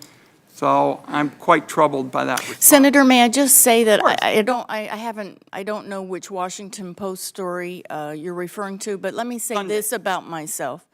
After 9/11, I didn't look to go sit on the Swiss desk. I stepped up. I was not on the sidelines. I was on the front lines in the Cold War, and I was on the front lines in the fight against al-Qaeda. I'm very proud of the fact that we captured the perpetrator of 9/11, Khalid Sheikh Mohammed. I think we did extraordinary work. To me, the tragedy is that the controversy surrounding the interrogation program, which as I've already indicated to Senator Warner, I fully understand that, but it has cast a shadow over what has been a major contribution to protecting this country. I respect a number of those points. I just am trying to get some answers here to questions that I think are particularly relevant. According to a press story today about the destruction of the interrogation videotapes, Jose Rodriguez told you in advance that he was going to take matters into his own hands. Did that conversation happen? Senator, no, it did not. Mr. Rodriguez indicated to me that he planned to discuss it with the then director, Goss. Let me see if I can get one last in on it. When did you become aware that the cable authorizing the destruction of the interrogation videotapes had been sent? Senator, as chief of staff, it's a desk-bound job, so I was at my desk at least 12 hours every day, and I could see my computer screen. So it was shortly after Mr. Rodriguez, who sat right across the hall from me, had released the cable. I'm over my time. I'll ask some more about this in the classified session. Thank you, Mr. Chairman. Senator Collins. Thank you, Mr. Chairman. Senator Jack Reed and I co-sponsored the McCain-Feinstein bill that banned waterboarding and other enhanced interrogation techniques because we viewed them as contrary to American values and tantamount to torture. So let me ask you a series of questions. First, were you involved in any way in the creation of the enhanced interrogation program? Senator, I was not, and I was not read into the program until about a year into its existence. Were you a senior manager at the CIA at the time that the program was created? No, I had just returned from an overseas posting. I was a GS-15. I was not yet a member of the Senior Executive Service. I was assigned as a deputy group chief. That's pretty far down the totem pole in a program that had nothing to do with the detention and interrogation program. You said that the program had already been in effect for some time before you were read into it. What was your reaction when you learned of the program? Senator, it was a new subject for me. As I said, we lacked interrogation expertise at the agency. We didn't have interrogators. I was told that interrogation experts had designed the program, that the highest legal authority in the United States had approved it, and that the President of the United States had approved it, as well as a trusted leadership at the Central Intelligence Agency. Have your views of the program evolved in the years following the attacks on our country on 9/11? Senator, they have. I think it's very important. I think for any leader, as you go through a career, you have to learn the leadership lessons. I'm not going to sit here with the benefit of hindsight and judge the very good people who made hard decisions, who were running the agency in very extraordinary circumstances at the time. But as I mentioned to Senator Warner, this country has had the opportunity to reflect because we have some space. We're not fearing another attack. And we have deliberated about the standard we want to use in interrogations, and that is the Army Field Manual. The very important thing to know about CIA is we follow the law. We followed the law then, and we follow the law now. But I would never permit CIA to resume an interrogation program. So that's a very good segue into a very important question. As a candidate, President Trump repeatedly expressed his support for waterboarding. In fact, he said we should go beyond waterboarding. So if the CIA has a high-value terrorism suspect in its custody, and the president gave you a direct order to waterboard that suspect, what would you do? Senator, I would advise, I do not believe the president would ask me to do that, but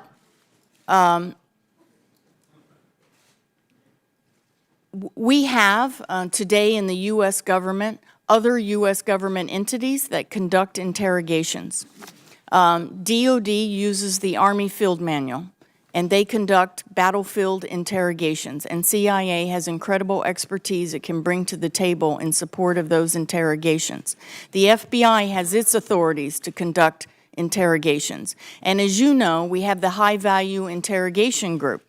So, you know, I would advise anyone who asks me about it that CIA is not the right place to conduct interrogations. We don't have interrogators, and we don't have interrogation expertise. So I believe that that would be the reason I have been nominated is that people have some respect for my views on these issues. My experiences during those days after 9/11 inform my views. I'm extremely knowledgeable, and I'm also extremely knowledgeable about the price CIA working level men and women out in the trenches paid for decisions made after 9/11. So debriefing a source is very different from interrogating a detainee. Should the CIA even be in the business of interrogating detainees? We're not in the business of interrogating. Because of the Hague is what you're saying. Well, we're not in the business of interrogating detainees. As you said, there's a big difference between interrogation and simple question and answer. Having direct access to a terrorist is extremely valuable for intelligence collection, and we do that. But CIA does not today conduct interrogations. We never did historically, and we're not getting back in that business. Thank you. Senator's time's expired. Senator Heinrich. Ms. Haspel, you didn't actually answer the question. What would you do if the president ordered you to get back in that business? Senator, the president has selected me to give him advice. I would not restart under any circumstances in an interrogation program at CIA, under any circumstances. Thank you. You have repeatedly said that at the time, the CIA's use of interrogation techniques like waterboarding were determined to be legal. Now, there was an opinion written by the Office of Legal Counsel. I don't believe those actions were ever legal. They certainly didn't meet the bar set by either the Geneva Conventions or our own Army field manual, and I'm not aware of a single court ruling that affirmed that opinion. Today, I'm not really interested in whether you believe those techniques were legal, but I am interested in the question that Senator Warner asked you. We got a very legalistic answer to that question. Let me ask you again, were these the right thing to do? Are they consistent with American values, fundamentally? What do you believe? Senator, I believe very strongly in American values and America being an example to the rest of the world. That is why I support the fact that we have chosen to hold ourselves to a stricter moral standard. But that's about Congress and all of us. I want to know what you think. I think that we should hold ourselves to a stricter moral standard, and I would never allow CIA to be involved in coercive interrogations. Where was that moral compass at the time?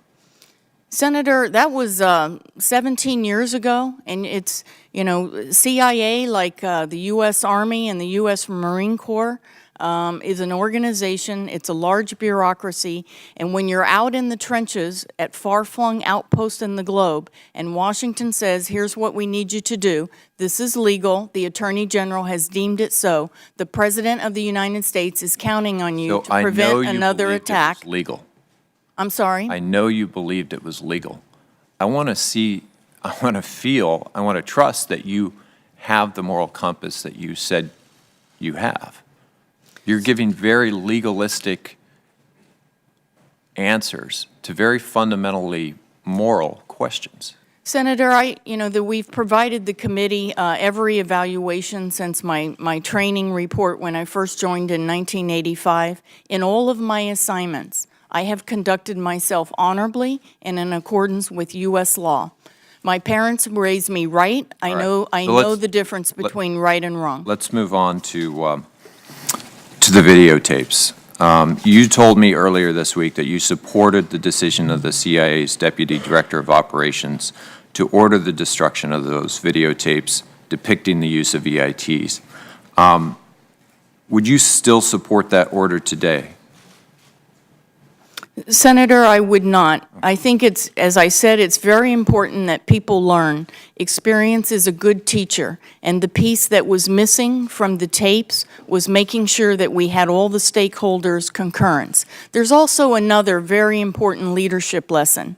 And as director of CIA, when your officers are concerned about their physical security, you can't let it languish in your inbox for 3 years with no action. We should support that security. Why couldn't the agency have simply digitized that video and then blacked out the faces of any agents in those videos? Why actually destroy the videotapes? Doesn't that feel like a cover-up, even if it isn't? Senator, I don't think we were worried about official release. This was at a time when the entire program was the subject of unauthorized leaks, and someone was found guilty of those unauthorized leaks. So the concern was an irresponsible leak of our officers' faces to the world, not an official release. No, I understand that, but if you would have blacked out the agents' faces, destroyed the videotapes, and then kept a digital record, that would have addressed those security concerns. Senator, I'm just not a technical person, so I don't. It's not that complicated. Well, I don't, Senator, I don't know if that was considered or not. Do you think that a transcript that says the detainee continued to scream or the detainee appeared to be drowning has the same gravity, the same reality as an actual video? Senator, I never saw the videos. I do know that we keep very complete and almost verbatim records in our cable traffic. So But I good think enough. that the issue was the security risk posed to our officers. Thank you. Gentleman's time's expired. Senator Blunt. Thank you, Chairman. Ms. Haspel, we haven't really mentioned the broad support that you have had publicly from Democrats, Republicans, people who've run this agency in the past, people have associated with, frankly, people that this committee members on this committee have shown great respect and regard for, have shown that same respect and regard for you. I heard General Hayden, former CIA director, say the other day that he would be incredibly comfortable when the president was making decisions. He may have said, maybe even more than comfortable, he said he would feel more secure or something like that if you were the person in the room. That's really what we're talking about right now. We're not talking about what happened 17 years ago. We should be talking about what might happen 17 days or 17 weeks from now. I thought General Hayden actually captured my exact feeling on this topic. The importance of you being in the room, your mastery of the facts, your broad understanding of what has happened during your career all over the world, the cause, the result, the relationships, all of those things. This is a term I think is often overused, and I try not to use it very often, but it is the truth to power. You're in the room, you understand the facts. Talk about your sense of obligation to present those facts and to speak truth to power at a moment when it matters. Senator, thank you. Truth to power is one of CIA's most important missions. Like with any new administration, CIA has to demonstrate to the new team what we can bring to the table. I'm incredibly proud, even though I come from the operational side, I'm incredibly proud of the analyst at CIA. That's really our face with policymakers, including the Congress. They do an incredible job on the President's daily brief each day.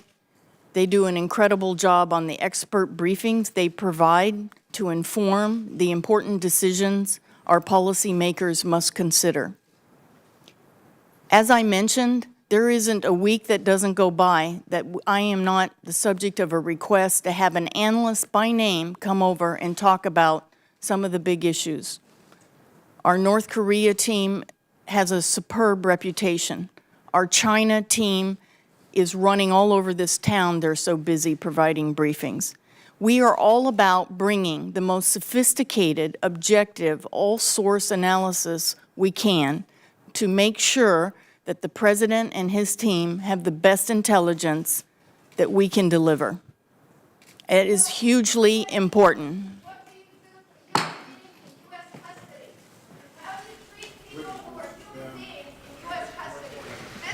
Capitol Police, please remove her. The question is, what do you do to human beings in U.S. custody? Bloody Gina! Bloody Gina! Bloody Gina! Bloody Gina! You are a torturer! Bloody Gina! So let's go back. You, as a leader of the team, I appreciate that. I appreciate your respect for the team. Let's be sure we've talked specifically about you. You're in the room. There is a fact that either hasn't appropriately been looked at or considered or appreciated in your view. What do you do at that moment? Senator, thank you. I've already worked with this president and his team for 15 months. I think I have a great reputation with them. I'm at the table with Secretary Mattis and General Dunford and Secretary Mnuchin. I'm at many of the principals' meetings.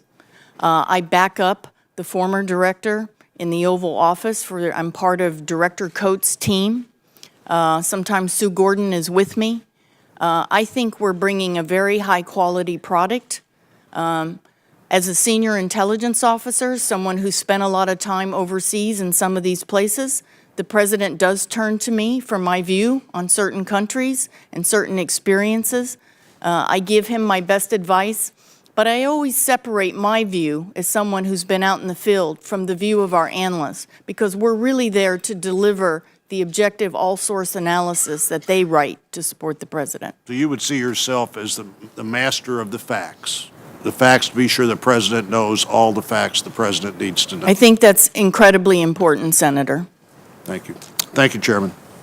Thanks, Senator. Senator King. Thank you, Mr. Chairman. First, I've been to some of those garden spots with the committee, and I have the greatest admiration and respect for what you and your colleagues have done over the years and do now. That's one of the great responses I have when I come back from one of those trips. And the stations are, the people in those places are brave and loyal and patriotic Americans. A quick yes or no question, not having to do with what we've been talking about. In January of 2017, the IC issued a joint report on the Russia involvement in the 2016 elections. Do you agree with the findings of that report? Senator, I do. Thank you. We've talked a bit about the statement in Mr. Rizzo's book that you had previously run the interrogation program. I understand he has changed his view on that. Your career timeline, 2001-03, Deputy Group Chief, Counterterrorism Center, 03 to 04, Senior Level Supervisor, Counterterrorism Center, 04 to 05, Deputy Chief, National Resources Division. In any of those jobs, were you in a supervisory or management capacity in connection with the rendition and interrogation program? Senator, we'll be able to go over, and I know you have some of this information, but we'll be able to go over any of my classified assignments in this afternoon session, and I can talk about that. Just to be clear, Mr. Rizzo didn't change his view. He was wrong, and he issued a correction. Who's deciding what's classified and what isn't in terms of what's released to this committee? Senator, we are following the existing guidelines. There are very... Who's deciding? We are following the existing Who is we? Well, I have chosen to follow the guidelines that exist So for the RDI information. you are making the classification decisions about what material should be released to this committee? I am electing not to make an exception for myself, but I am adhering to existing RDI guidelines. If I may just... That's fine, but I just wanted to understand that. With regard to the cable, Mr. Rodriguez said that he asked you to ask two questions of the lawyers the day before the drafting of the cable. One was, was it legal to destroy the tape? Second, did he have the authority? Did you mention to those lawyers the intention to issue a cable that would destroy the tapes when you asked those two questions, or were those the only questions you asked? No, Senator, I explained that Mr. Rodriguez wanted to get resolution on this issue and that he was planning to have a conversation with the director about it, and he needed to have revalidation of those 2 points. And when you drafted the cable, is that correct? Yes, at his request. Isn't it common practice in the CIA when a cable, particularly of this importance, is drafted, that it be copied to various parts of the legal establishment within the CIA? And was that done in this case? Was that cable copied to Mr. Rizzo or other lawyers within the agency? Senator, there was robust coordination with the lawyers at CIA on this issue. Were they copied on the cable? Mr. Rodriguez chose not to copy the lawyers on the cable because he took the decision on his own authority and he wanted to take responsibility for it. He has been very clear and upfront about that. And you were aware, because you drafted the cable, that the lawyers weren't copied on the cable? But I knew that the lawyers had been consulted in a meeting and consulted over many times over 3 years. In May of 2005, Mr. Rizzo reports, I told Jose and his chief of staff, that was you, is that correct? I can't recall if I talked to them separately or together. They were crestfallen because they were now on notice that the DNI, two successive White House counsels, and the vice president's top lawyer had weighed in strongly against destroying the tapes. Do you recall that conversation? Senator, I don't recall that specific conversation. However, I was aware that there were some objections, and that is why Jose was going to go back to the director. With all respect, those aren't some objections. Those are very straightforward prohibitions by your superiors to not destroy the tapes, were they not? Senator, I don't recall that specific conversation. But you do know, and Mr. Morrell in the report which has been released says something similar. He said, the record is clear that Mr. Rodriguez, and I presume you, was aware that two White House counsels, the Counsel of the Vice President, the DNI, the DCIA, and the HIPSI ranking member had either expressed opposition or reservation about the destruction of tapes. Did you know that at the time you drafted that cable? Senator, I don't believe I knew that entire list, but I knew there were some objections, and that is why we were going back to the director of the Central Intelligence Agency. Final question, was it a matter of coincidence that this decision was made to destroy the tapes in the same week that two major stories appeared in American newspapers? The Levin Amendment was being considered and the McCain Amendment was on the floor of the U.S. Senate. Was it a mere coincidence that that was after 3 years of delay, the decision was taken to destroy the tapes? Senator, I don't believe in the Directorate of Operations front office we were aware of legislation. The lawyers may have been aware. I do not believe we were aware. There's a broader question, not legislation. I'm talking about stories in the newspapers. There's a great deal of public interest just that week in the whole interrogation question. Were you aware of that when you made this decision? Senator, I do not recall being aware of that. Senator's time expired. Chair would note at this time, since there's been a reference to declassification, I just want to draw a distinction that the Durham investigation done by the Department of Justice is not in the purview of the Central Intelligence Agency. Any decision to declassify or keep classified is a Department of Justice decision, and I just wanted to separate that from the discussions about Ms. Haspel's background at the agency. With that, the chair recognizes Senator Lankford. Mr. Chairman, thank you very much. Ms. Haspel, thank you not only for your over 3 decades of work for our nation, the lack of recognition that you've had for 3 decades from our nation because you've served in a way that no one has seen. So this is an opportunity we get to be able to say thank you to you for a lot of years of a lot of service, being able to protect our nation. It's also pretty remarkable in some of the dialogue today, as I go through the very long list of people that have recommended you and that are both Republican and Democrat, and to be able to see the reports that have been written by the inspectors general about you, about previous DOJ about you, that have cleared you of any concerns, and that have reaffirmed you.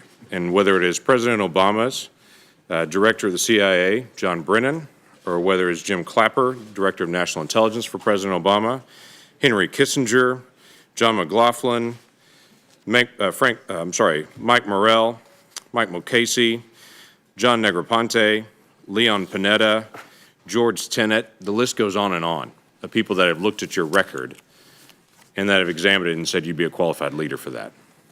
That speaks well of your history and of your leadership, and we appreciate that very, very much. Let me ask you a little bit about some ongoing threats that are coming at us we haven't had much time to talk about today. Let's talk about the very serious counter-narcotics threat that's coming at us in some of the changing situations that's happening in our hemisphere, dealing with drug trafficking organizations and international drug trafficking in particular. What do you sense is a role the CIA should have in the ongoing work to be able to do counter-narcotics work in our hemisphere? Senator, thank you very much for that question. And you've been a big supporter of CIA's counter-narcotics work. But when I returned from my overseas posting in early 2017, I was frankly shocked at what I saw was happening in our country, particularly in places like my home state of Kentucky, where there's a real crisis. But I think the number is 63,000 Americans we lost last year. We're losing 115 Americans a day. That seems to me to be an extraordinary crisis for our country. I would like to talk about this, if we could, some this afternoon. But as you know, CIA does have a fairly modest program to try and stop the flow of drugs from coming across our southern border: heroin, cocaine, and fentanyl. We work very closely in Central America and Latin America to try and stop that flow. I've been talking to our team at CIA headquarters about this for several months. I've asked them to come up with some options to grow that program. We have extraordinary support for that program on this committee. But I think in light of the fact that we're losing 115 Americans a day, that we're losing almost a generation in some places, that we have to do more. CIA is not the primary agency, but we can do a lot, but it has to be a whole-of-government effort. All right, so flip on that into the cyber activities and some of the cyber threats we have. Some of those cyber threats are changing internationally. There were criminal gangs in other countries that were trying to steal credit cards, steal information, and to be able to sell that out there. Now there are some governments that are using the criminal gangs in their own country, and they become this strange hybrid that's out there between a criminal gang sometimes and a government entity at other times. And we are very dependent on trying to be able to identify where these threats are coming from and who those threats are coming from. What is needed with CIA, and what do you anticipate would be the need to be able to help our nation be able to determine who the threats are and where they're coming from? Senator, you're quite right that it's a growing threat, and it's another area where you have to have a whole-of-government effort. And it's a very murky world, as you point out.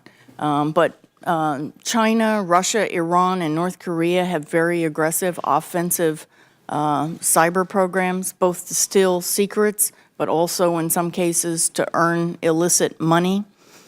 CIA can probably make the biggest contribution in collection about these other countries' activities and various groups' activities so that we can inform the U.S. government agencies that have to mount our defense. And everyone in the U.S. government has been struggling, as all Western governments are, on what is the most effective way to organize yourself for cyber defense. We're still working on that, but CIA has a big role. It's another area that I'd like to amplify on a bit this afternoon if I have the opportunity. I will look forward to that. I yield back. Senator Manchin. Ms. Haspel, I want to thank you, first of all, for your service to our country, and also I thank you for your efforts on drugs. We are ground zero in West Virginia, and we need everybody in this fight because it is a war, and we must win it. Let me ask the first, what was your thoughts and greatest concerns for the United States of America after the 9/11 attack? I think for probably every American, it was also surreal. But what I was very worried about, and we weren't wrong about this, is that other attacks were being planned. So I think everyone in the U.S. government, probably across the board, but certainly in the intelligence community and FBI, we all felt that we had let the American people down somehow. We didn't know these attacks were coming, and it was very important to identify who was behind these attacks and stop future attacks. I think back on that day, and I remember it very vividly, as if it was just happening this morning, but I remember that the only thing I cared about, first of all, my first thought was anybody in my family harmed that day. Next of all, anyone that I might have known or related to or thought about or had acquaintances with. Next of all, my final thought was any other Americans harmed? That's all I cared about. What was this doing and what mammoth? I thought about history, Pearl Harbor. How did we react as a nation after Pearl Harbor? I remember the cruel and unusual internment of Japanese Americans. And we've never gone down that road again. And our thought process would have been there. But let me go another step further. After 9/11, had any laws or rules for CIA procedure changed because of the attacks, of those attacks? And did we change any procedures after that? You're saying you would never do it now. You said you would say no to the president because that's not where we're going, that's not where you want the CIA to be. Were those changed after that? Senator, I'm not sure I understand exactly, but CIA does not do interrogations. We historically have not done interrogations, and we don't do interrogations today. Let me go this direction. Are there any other tapes that would reveal agents' identities that have been destroyed, and is that the standard procedure? Or are there any tapes of interrogation that haven't been destroyed, of your knowledge? Senator, probably I don't know. I don't know if there are any other tapes. I don't believe there are any other tapes associated with the particular interrogation activity that was on the 92 tapes, but I simply don't know if there are any other videotapes of any other activity. And then we'll go into this. Explain why you feel so strongly today that CIA should not be an interrogation business. And would it have anything to do with basically the makeup of the CIA with the appointments appointment to the, your appointment now for that versus the code of conduct for the military? Is there a difference of why you think that the CIA should not be in that business and why it should be done in the military? That's a great question. CIA historically has not done interrogations. We don't have interrogators, so we just No, I'm don't have saying any that most of the expertise. questions have been directed to you has been because of that. Yes, that's right.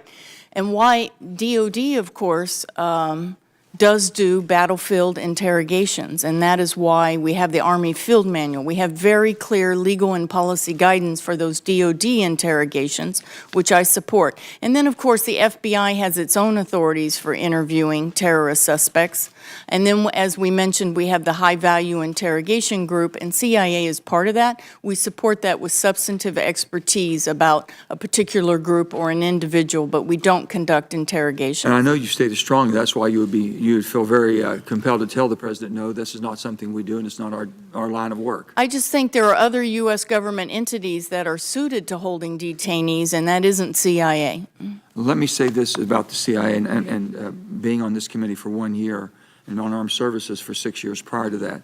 When I speak to the West Virginia citizens today, I brag about what you all do in the clandestine services and the people they provide to serve for our country to keep us safe. I have never, ever seen the quality of people at that level to make the sacrifices they make and to make sure that they understand the importance and how successful and how good they are, is that for a country that has a target on its back the way the United States has had since 9/11, and probably will for a long time, to be as safe as we have in the most troubled world, in the most dangerous world, with the terrorist mentality. I want to thank you on behalf of every West Virginian in this country for the job you all do. Thank you, Senator. Thanks, Senator. Senator Cotton. Thank you, Mrs. Haspel, for your many decades of service to our country and for taking on this new role despite the accusations, entirely false, you know that you would face from some of my colleagues in the Senate and from the media, some of these protesters we've seen here today. I'm very grateful to you, as I know that all the men and women of the CIA are grateful. I have to clear up some of the things that have been said here before. Senator Warner said that he worried about the message we would be sending if we confirmed you to the director of CIA. Well, let's look at that from the other direction. What message would we be sending if we didn't confirm you to the CIA, to the men and women of the CIA, to the GS-15s who may be asked to take on a controversial position that a future administration with new lawyers might not like? And for that matter, what message does overwhelming Democratic opposition to your nomination send? In fact, if you had been nominated by President Obama, or if Hillary Clinton had won and nominated you to be the CIA director, how many votes do you think you would have gotten to be confirmed as CIA director? You don't have to answer. I also have to take exception to what Senator Warner said when he called an opinion of the Office of Legal Counsel that was signed off by the Attorney General of the United States as a get-out-of-jail-free card. Do you believe, acting under the legal approval of the Attorney General, that you or any other CIA officer should have gone to jail and you needed a get-out-of-jail-free card? You can answer that one, please. Senator, CIA follows the law. That's exactly what I thought. Let's turn to the circumstances of what the Counterterrorism Center was doing the days you were there. I think Senator Collins asked an excellent sequence of questions that got at many of these points. I just want to tie a bow on some of them. These programs were, to the best of your understanding, approved by the Commander-in-Chief, legally approved by the Attorney General, and supported by the Director of the CIA, who I point out at the time was the former Democratic staff director of this committee. Is that correct? That's correct, Senator. You said that you were not a senior manager when those programs were created. Is that correct? That's correct. Was John Brennan a member of the Senior Intelligence Service and the Deputy Executive Director at the time a senior manager, in your opinion? Senator, I believe Mr. Brennan was the deputy exter of the Yes. agency at that time. And you'd consider that a senior manager position at the CIA? I believe it's a number 4 position. For John Brennan, who was confirmed to be the CIA director by the following members of this committee: Senator Warner, Senator Feinstein, Senator Heinrich, Senator Collins, Senator King, Senator Burr, Senator Manchin, Senator Wyden, and Senator Rubio. What Let's turn to the question about the tapes that were destroyed in 2005. Did any lawyer at any time in any organization of the federal government say that there was a legal prohibition to destroy those tapes? Senator, they did not. They were very consistent that there was no legal requirement to preserve the tapes because of the written record. And it's your testimony that there is a written record that fully documents whatever may or may not have happened. Senator, yes, and there were 2 reviews done of the written record by the Office of General Counsel and the Office of the Inspector General. In other words, the CIA has a record no different from the federal court system, which keeps transcripts and allows sketch drawings, but does not allow video recordings in a federal courtroom. Is that correct? That's correct, Senator. You were the chief of staff to Mr. Rodriguez when this happened, correct? Yes. And at his direction, you drafted a cable that he later sent. That's correct. Michael Morrell, who supported Hillary Clinton in the last election, cleared you of any wrongdoing in drafting that cable? He did. As did an investigation by the Office of Special Counsel and the Office of the Inspector General? That investigation was closed without charges for Mr. Rodriguez or anyone. Would holding you responsible for drafting a cable at your boss's direction make any more sense than holding a Senate speechwriter responsible for the boring speeches senators give on the Senate floor? Senator, I'll defer to you. I would submit that it does not. Finally, there's a lot of talk about policy guidance and that there was some awareness by Mr. Rodriguez that higher officials in the government who were political appointees had qualms or expressed reservations. I would say that's another way for which politicians don't want to take responsibilities when they are placed in certain positions, whether they are elected or appointed, and give the answers that they are responsible for giving, yes or no, and take the chips to fall where they may. Senator's time's expired. Senator Harris. Thank you. So let's just be clear. This hearing is not about the incredible importance of the service and sacrifice of the men and women of the CIA. That's not what this hearing is about. This hearing is not about the importance of the agency's mission, both of which I wholeheartedly support. This hearing is about your suitability to be the director of the CIA, and in our responsibility to participate in choosing who will be the next director of the CIA. The mission that we have now includes understanding that who we choose will be a signal to the men and women of the agency, to the American people, and to our neighbors around the world about our values as Americans on critical issues that range from our adherence to a rule of law to what we prioritize in terms of professional accountability and what we prioritize in terms of our moral authority as Americans and as a country. So one question I've not heard you answer is, do you believe that the previous interrogation techniques were immoral? Senator, I believe that CIA officers to whom you referred. It's a yes or no answer. Do you believe the previous interrogation techniques were immoral? I'm not asking, do you believe they were legal? I'm asking, do you believe they were immoral? Senator, I believe that CIA did extraordinary work to prevent another attack on this country, given the legal tools that we were authorized to use. Please answer yes or no. Do you believe in hindsight that those techniques were immoral? Senator, what I believe sitting here today is that I support the higher moral standard we have decided to hold ourselves to. Can you please answer the question?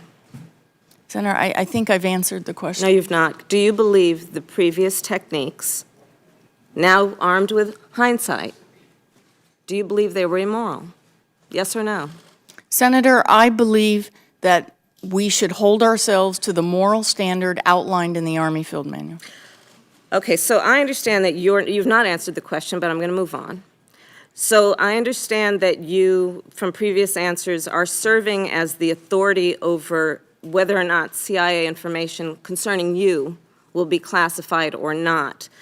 Given an obvious appearance of conflict, will you agree to recuse yourself from the responsibility and the authority to make decisions about whether or not that information will be classified or not. Will you agree to recuse yourself of that responsibility and authority? Yes or no? Senator, I am following the guidelines that exist at CIA, and there is another declassification authority. It's called the IRO. I have not interfered with Do you believe that you have the authority to recuse yourself? I'll take that for the record. I may have the authority to recuse myself. I'm not a lawyer. I'm not sure about that. Assuming you do, and I believe you do, will you agree to recuse yourself from the responsibility and the authority of making decisions about what CIA information about you and your record will be classified or declassified? Senator, if I had agreed with the proposals that have come up because people thought it would be advantageous to me, I think I would have been abdicating my responsibility to follow the rules that everyone at CIA follows. Okay, and you also in this hearing have a responsibility to answer the questions that are being asked of you. I'm going to ask you a different question. Would you agree that given this appearance of conflict or potential conflict around the classification or declassification of these documents, would you agree that Director Coates instead should have the responsibility for declassification decisions regarding your background? Senator, I think one important thing is that this committee plays a unique role to review the classified record, and we have sent over every piece of paper we can lay our hands on about my classified record, all of my evaluations over a 33-year career. And I hope every senator has had the opportunity to look at that classified material. Indeed, I have. But I have another question for you then, because I only have a few minutes left. I only have a few seconds left. The President has asserted that torture works. Do you agree with that statement? Senator, I don't believe that torture works. I believe that in the CIA's program, and I'm not attributing this to enhanced interrogation techniques, I believe, as many people, directors who have sat in this chair before me, that valuable information was obtained from senior al-Qaeda operatives that allowed us to defend this country and prevent another attack. Is that a yes? No, it's not a yes. We got valuable information from debriefing of al-Qaeda detainees, and I don't think it's knowable whether interrogation techniques played a role in that. Thank you. My time is up. Senator Cornyn. Ms. Haspel, I note that one prominent national security expert has said that if President Obama had nominated you to be director of the CIA, it would be an easy decision to support your nomination. So it strikes me that you're being treated much differently than Director Brennan was, which Senator Cotton noted he was voted out of this committee by a vote of 12-3 and confirmed by a vote of 63-44 to be CIA director. So it strikes me, and this is not a question for you, this is an observation by me, that you and this president are being held to a double standard, and I think that's regrettable.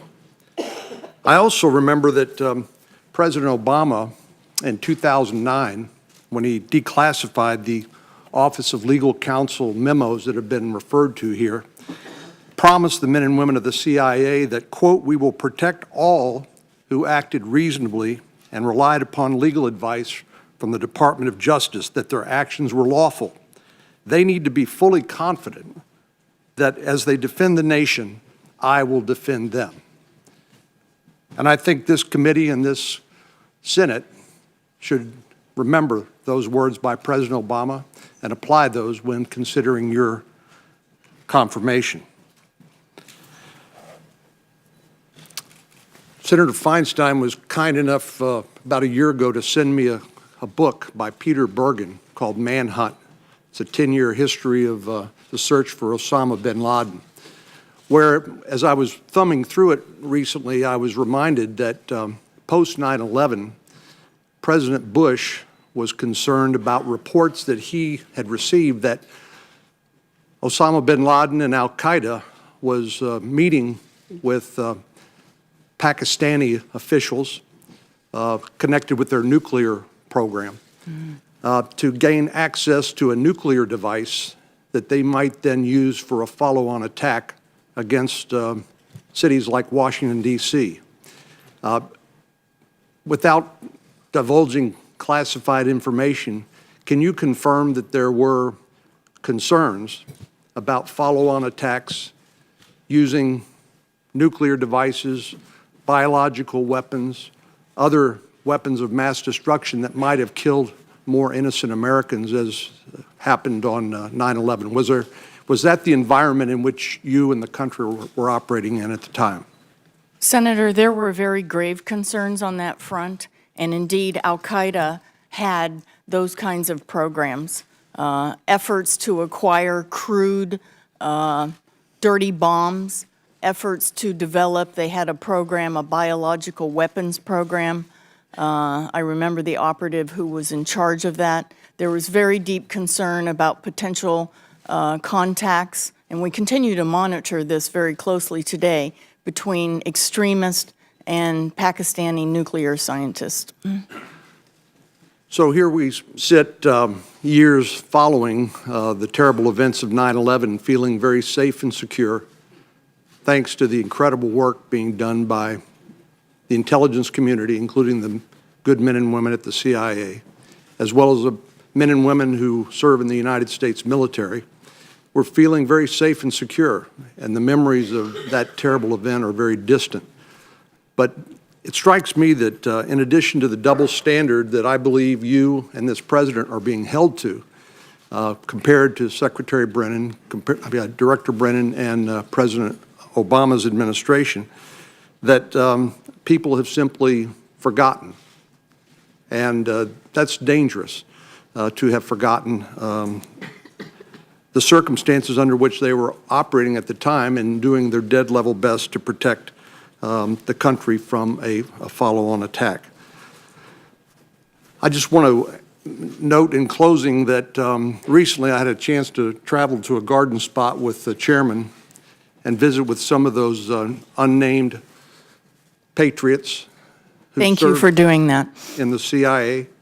And I was struck by talking to one gentleman. He was talking about his girlfriend that he no longer had. And I said, it's a common story. I said, this must be incredibly difficult on marriages and on relationships and on families. Would you just take just a second to comment about the sacrifices that intelligence officers, rank and file employees of the CIA make when it comes to those sorts of relationships? And Senator, thank you. You know, maybe I could start by saying I talked about how CIA's boots were the first on the ground in Afghanistan. We suffered the first U.S. casualty. But maybe it's important for the American people to know that CIA officers are still out there in Afghanistan. Our officers are out there fighting extremist Al-Qaeda and the Taliban. We have 125 stars on our memorial wall now. Many of those, it's shocking how many stars we've added. I believe we added 7 stars to our wall last year. Perhaps I could cite one personal example of an officer who worked for me. She was the most extraordinary woman. She was our #1 Al-Qaeda expert. I worked with her in the Counterterrorism Center. She was having our 3rd baby in those days following 9/11, but we needed her because she had such deep expertise. She later worked for me on terrorism issues in a foreign capital, and then she went to Afghanistan, and she and 6 colleagues were murdered by a suicide bomber who penetrated our base. These are very real sacrifices. These are my friends and colleagues. All of us at CIA have a commitment and an honor-bound obligation to uphold the memory of those officers, mothers who've left their children to go to the field and sometimes have given in their all in service of this country. I thank Senator Cornyn and Senator Reid. Thank you, Mr. Chairman. Thank you, Ms. Haspel. You've been working with the administration now for 15 months. You've had the opportunity to brief the President. Have you ever been alone with the President? Senator, I'm usually there with Senator Coates, a brilliant analyst who delivers the actual analytic briefing, and usually the National Security Advisor, the Vice President. There have been allegations, Mr. Comey, one, that while he was alone, the President asked for a personal pledge of loyalty. If you were ever approached by the President and asked for a personal pledge of loyalty, what would you respond? Senator, my only loyalty is to the American people and the Constitution of the United States. I am honored bound and will work very hard to deliver to this President and his administration the best performance and intelligence CIA can deliver. And if you were approached in such a way and such a demand was made of you, would you inform this committee and the Congress that you had been so approached? Senator, I've worked very closely with this President. I don't believe that such a circumstance would ever occur. CIA has been treated with enormous respect, and our expertise is valued for what we bring to the table. If it occurred, would you inform the committee? Senator, it's a hypothetical. I don't think it's going to occur. I'm very confident about that. Does not seem to be a hypothetical. People have alleged that that has happened already. Senator, I don't know anything about that conversation. Okay. Now, Senator Harris was asking you about the morality of the enhanced interrogation techniques, the waterboarding. At the time that you were involved in it, in fact, fairly directly, you expressed no moral concerns. In fact, you have suggested that it was good tradecraft and that it contributed to information that was developed. If one of your operations officers was captured and subject to waterboarding today or tomorrow or the next day, Senator will suspend. Capitol Police will remove.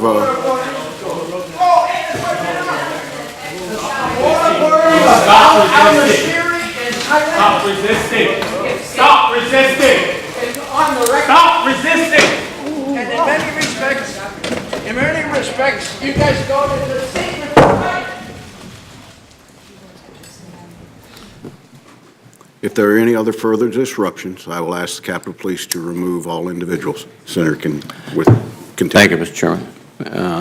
If one of your operators were captured, subjected to waterboarding and enhanced interrogation techniques, which you, I believe, supervise, would you consider that to be moral, since perhaps the other entity did not have legal restrictions, and good tradecraft, as you appeared to do when you were involved in it previously? Senator, I don't believe the terrorists follow any guidelines or civilized norms or the law. CIA follows the law. Excuse me, madam. You seem to be saying that you were not following civilized norms and the law or anything else when you were conducting those self-same activities, if that's the analogy you're going to draw. Senator, I'm sorry, can you I can't. Very simple. You have an operations officer who is captured. He's being waterboarded. I've asked you very simply, would you determine that to be immoral and something that should never be done, condoned in any way, shape, or form? Your response seems to be that civilized nations don't do it, but uncivilized nations do it, or uncivilized groups do it. The United States does it to its own civilized soldiers. nation. A civilized nation was doing it until it was outlawed by this Congress. Senator, I would never obviously support inhumane treatment of any CIA officers. We've lost CIA officers over the years to terrorists. I just gave an example.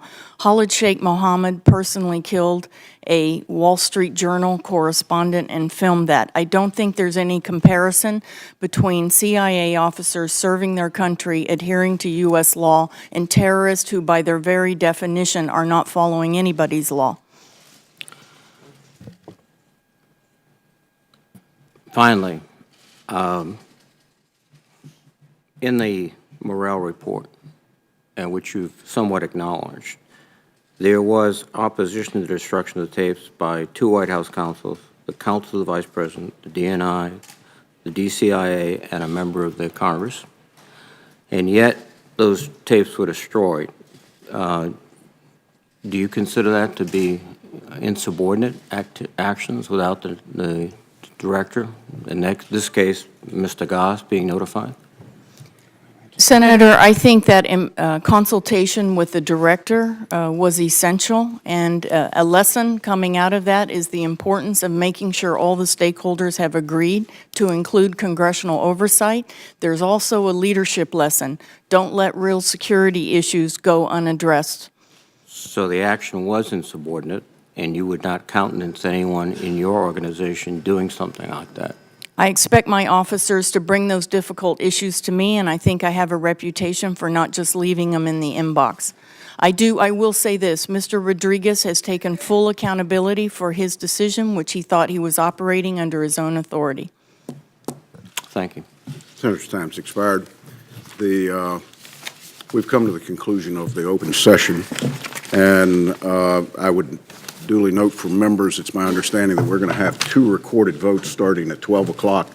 My intention's to start the closed hearing immediately after the second vote.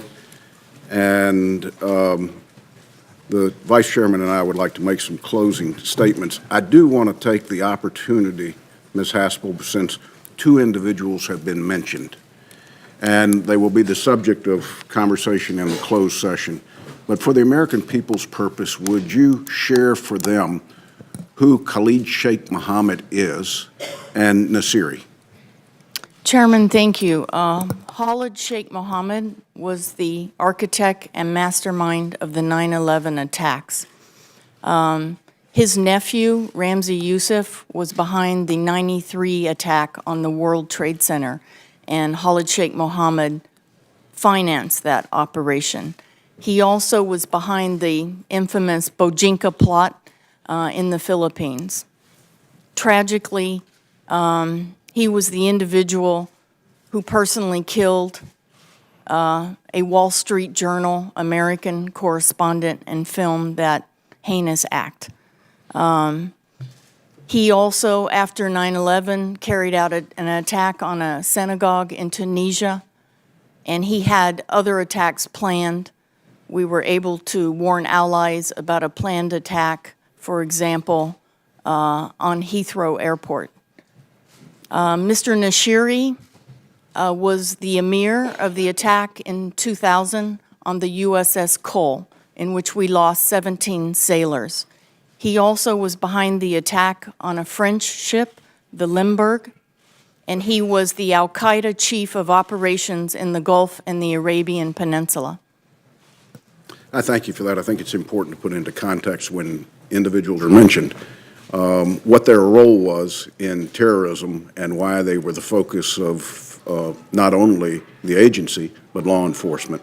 With that, I'd like to recognize the Vice Chairman for any closing statements he'd like to make. Thank you, Mr. Chairman. First of all, I want to submit for the record, to refresh my colleagues' memories, the testimony of then nominee John Brennan, who quite explicitly repudiated the EIT techniques and programs, who stated that he expressed his personal objections and some of his views to agency colleagues, which I think is a relevant piece of information when we considered Mr. Brennan's testimony for those of us who decided to vote in favor of him. And that would be the same Senator, excuse me, that would be the sir. same Excuse me, Mr. sir. Brennan who supports her nomination.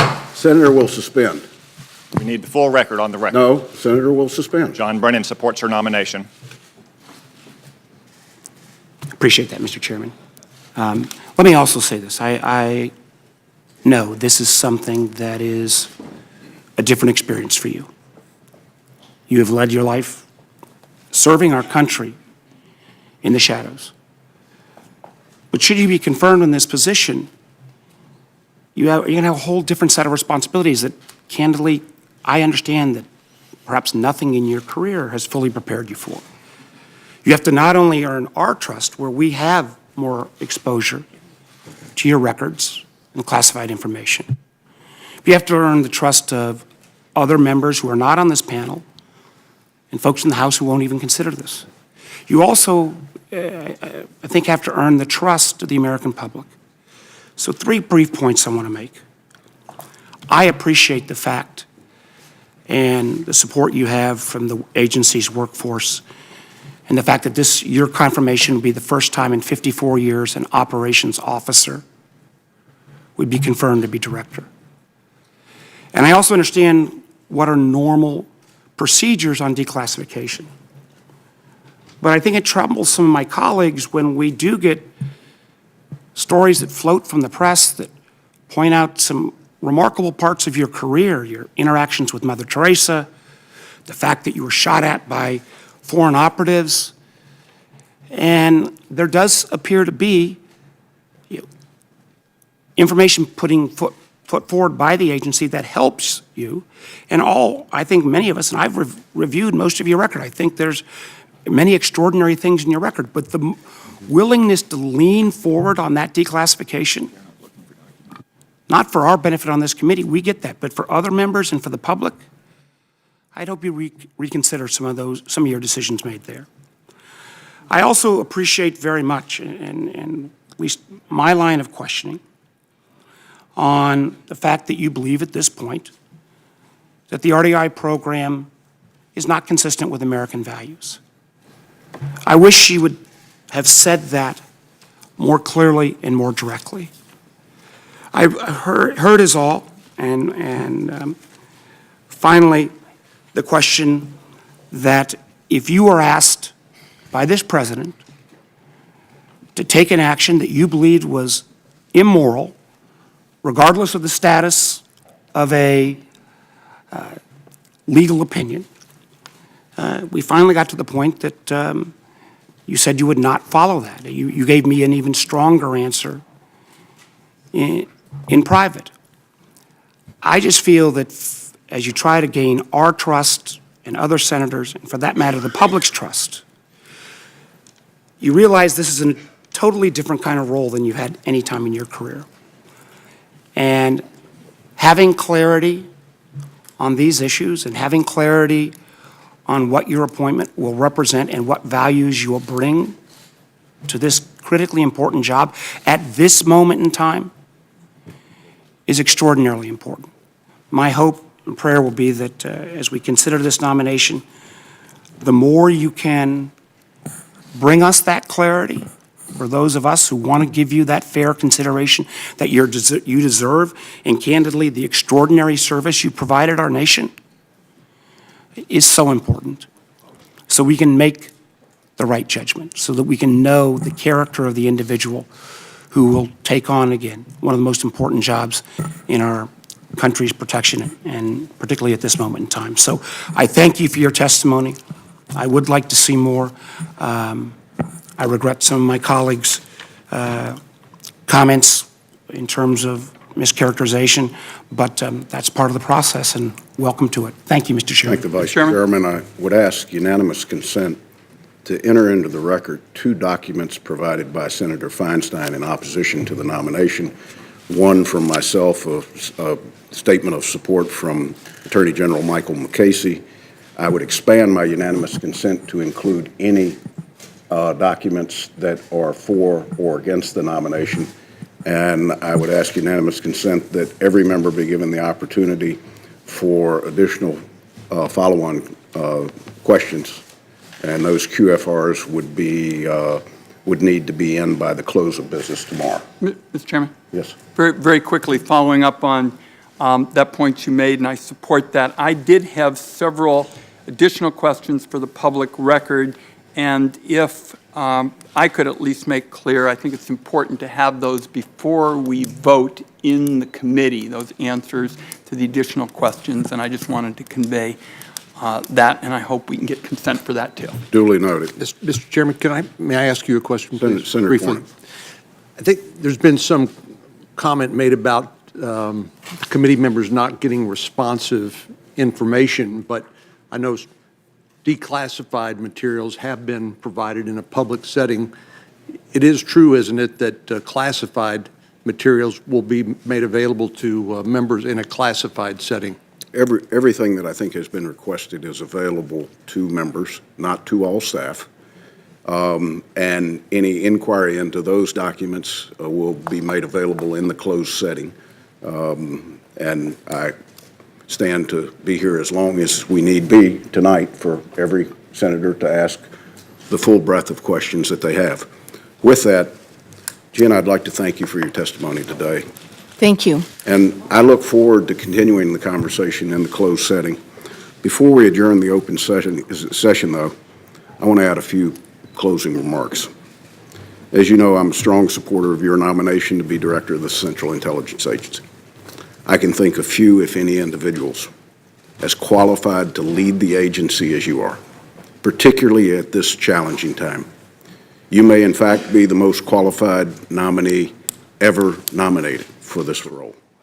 You've been a leader in the field and at headquarters.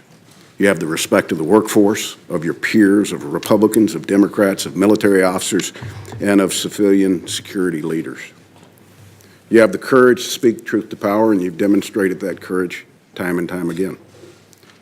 You're intimately familiar with the threats facing our nation. Where others can discuss world events, you've lived them. For you, there's no learning curve. You have a vision for the agency and its future. It's obviously informed by your career, your past experiences, but you bring a clear-eyed understanding of the agency's mission going forward, and I think you have re-emphasized that today.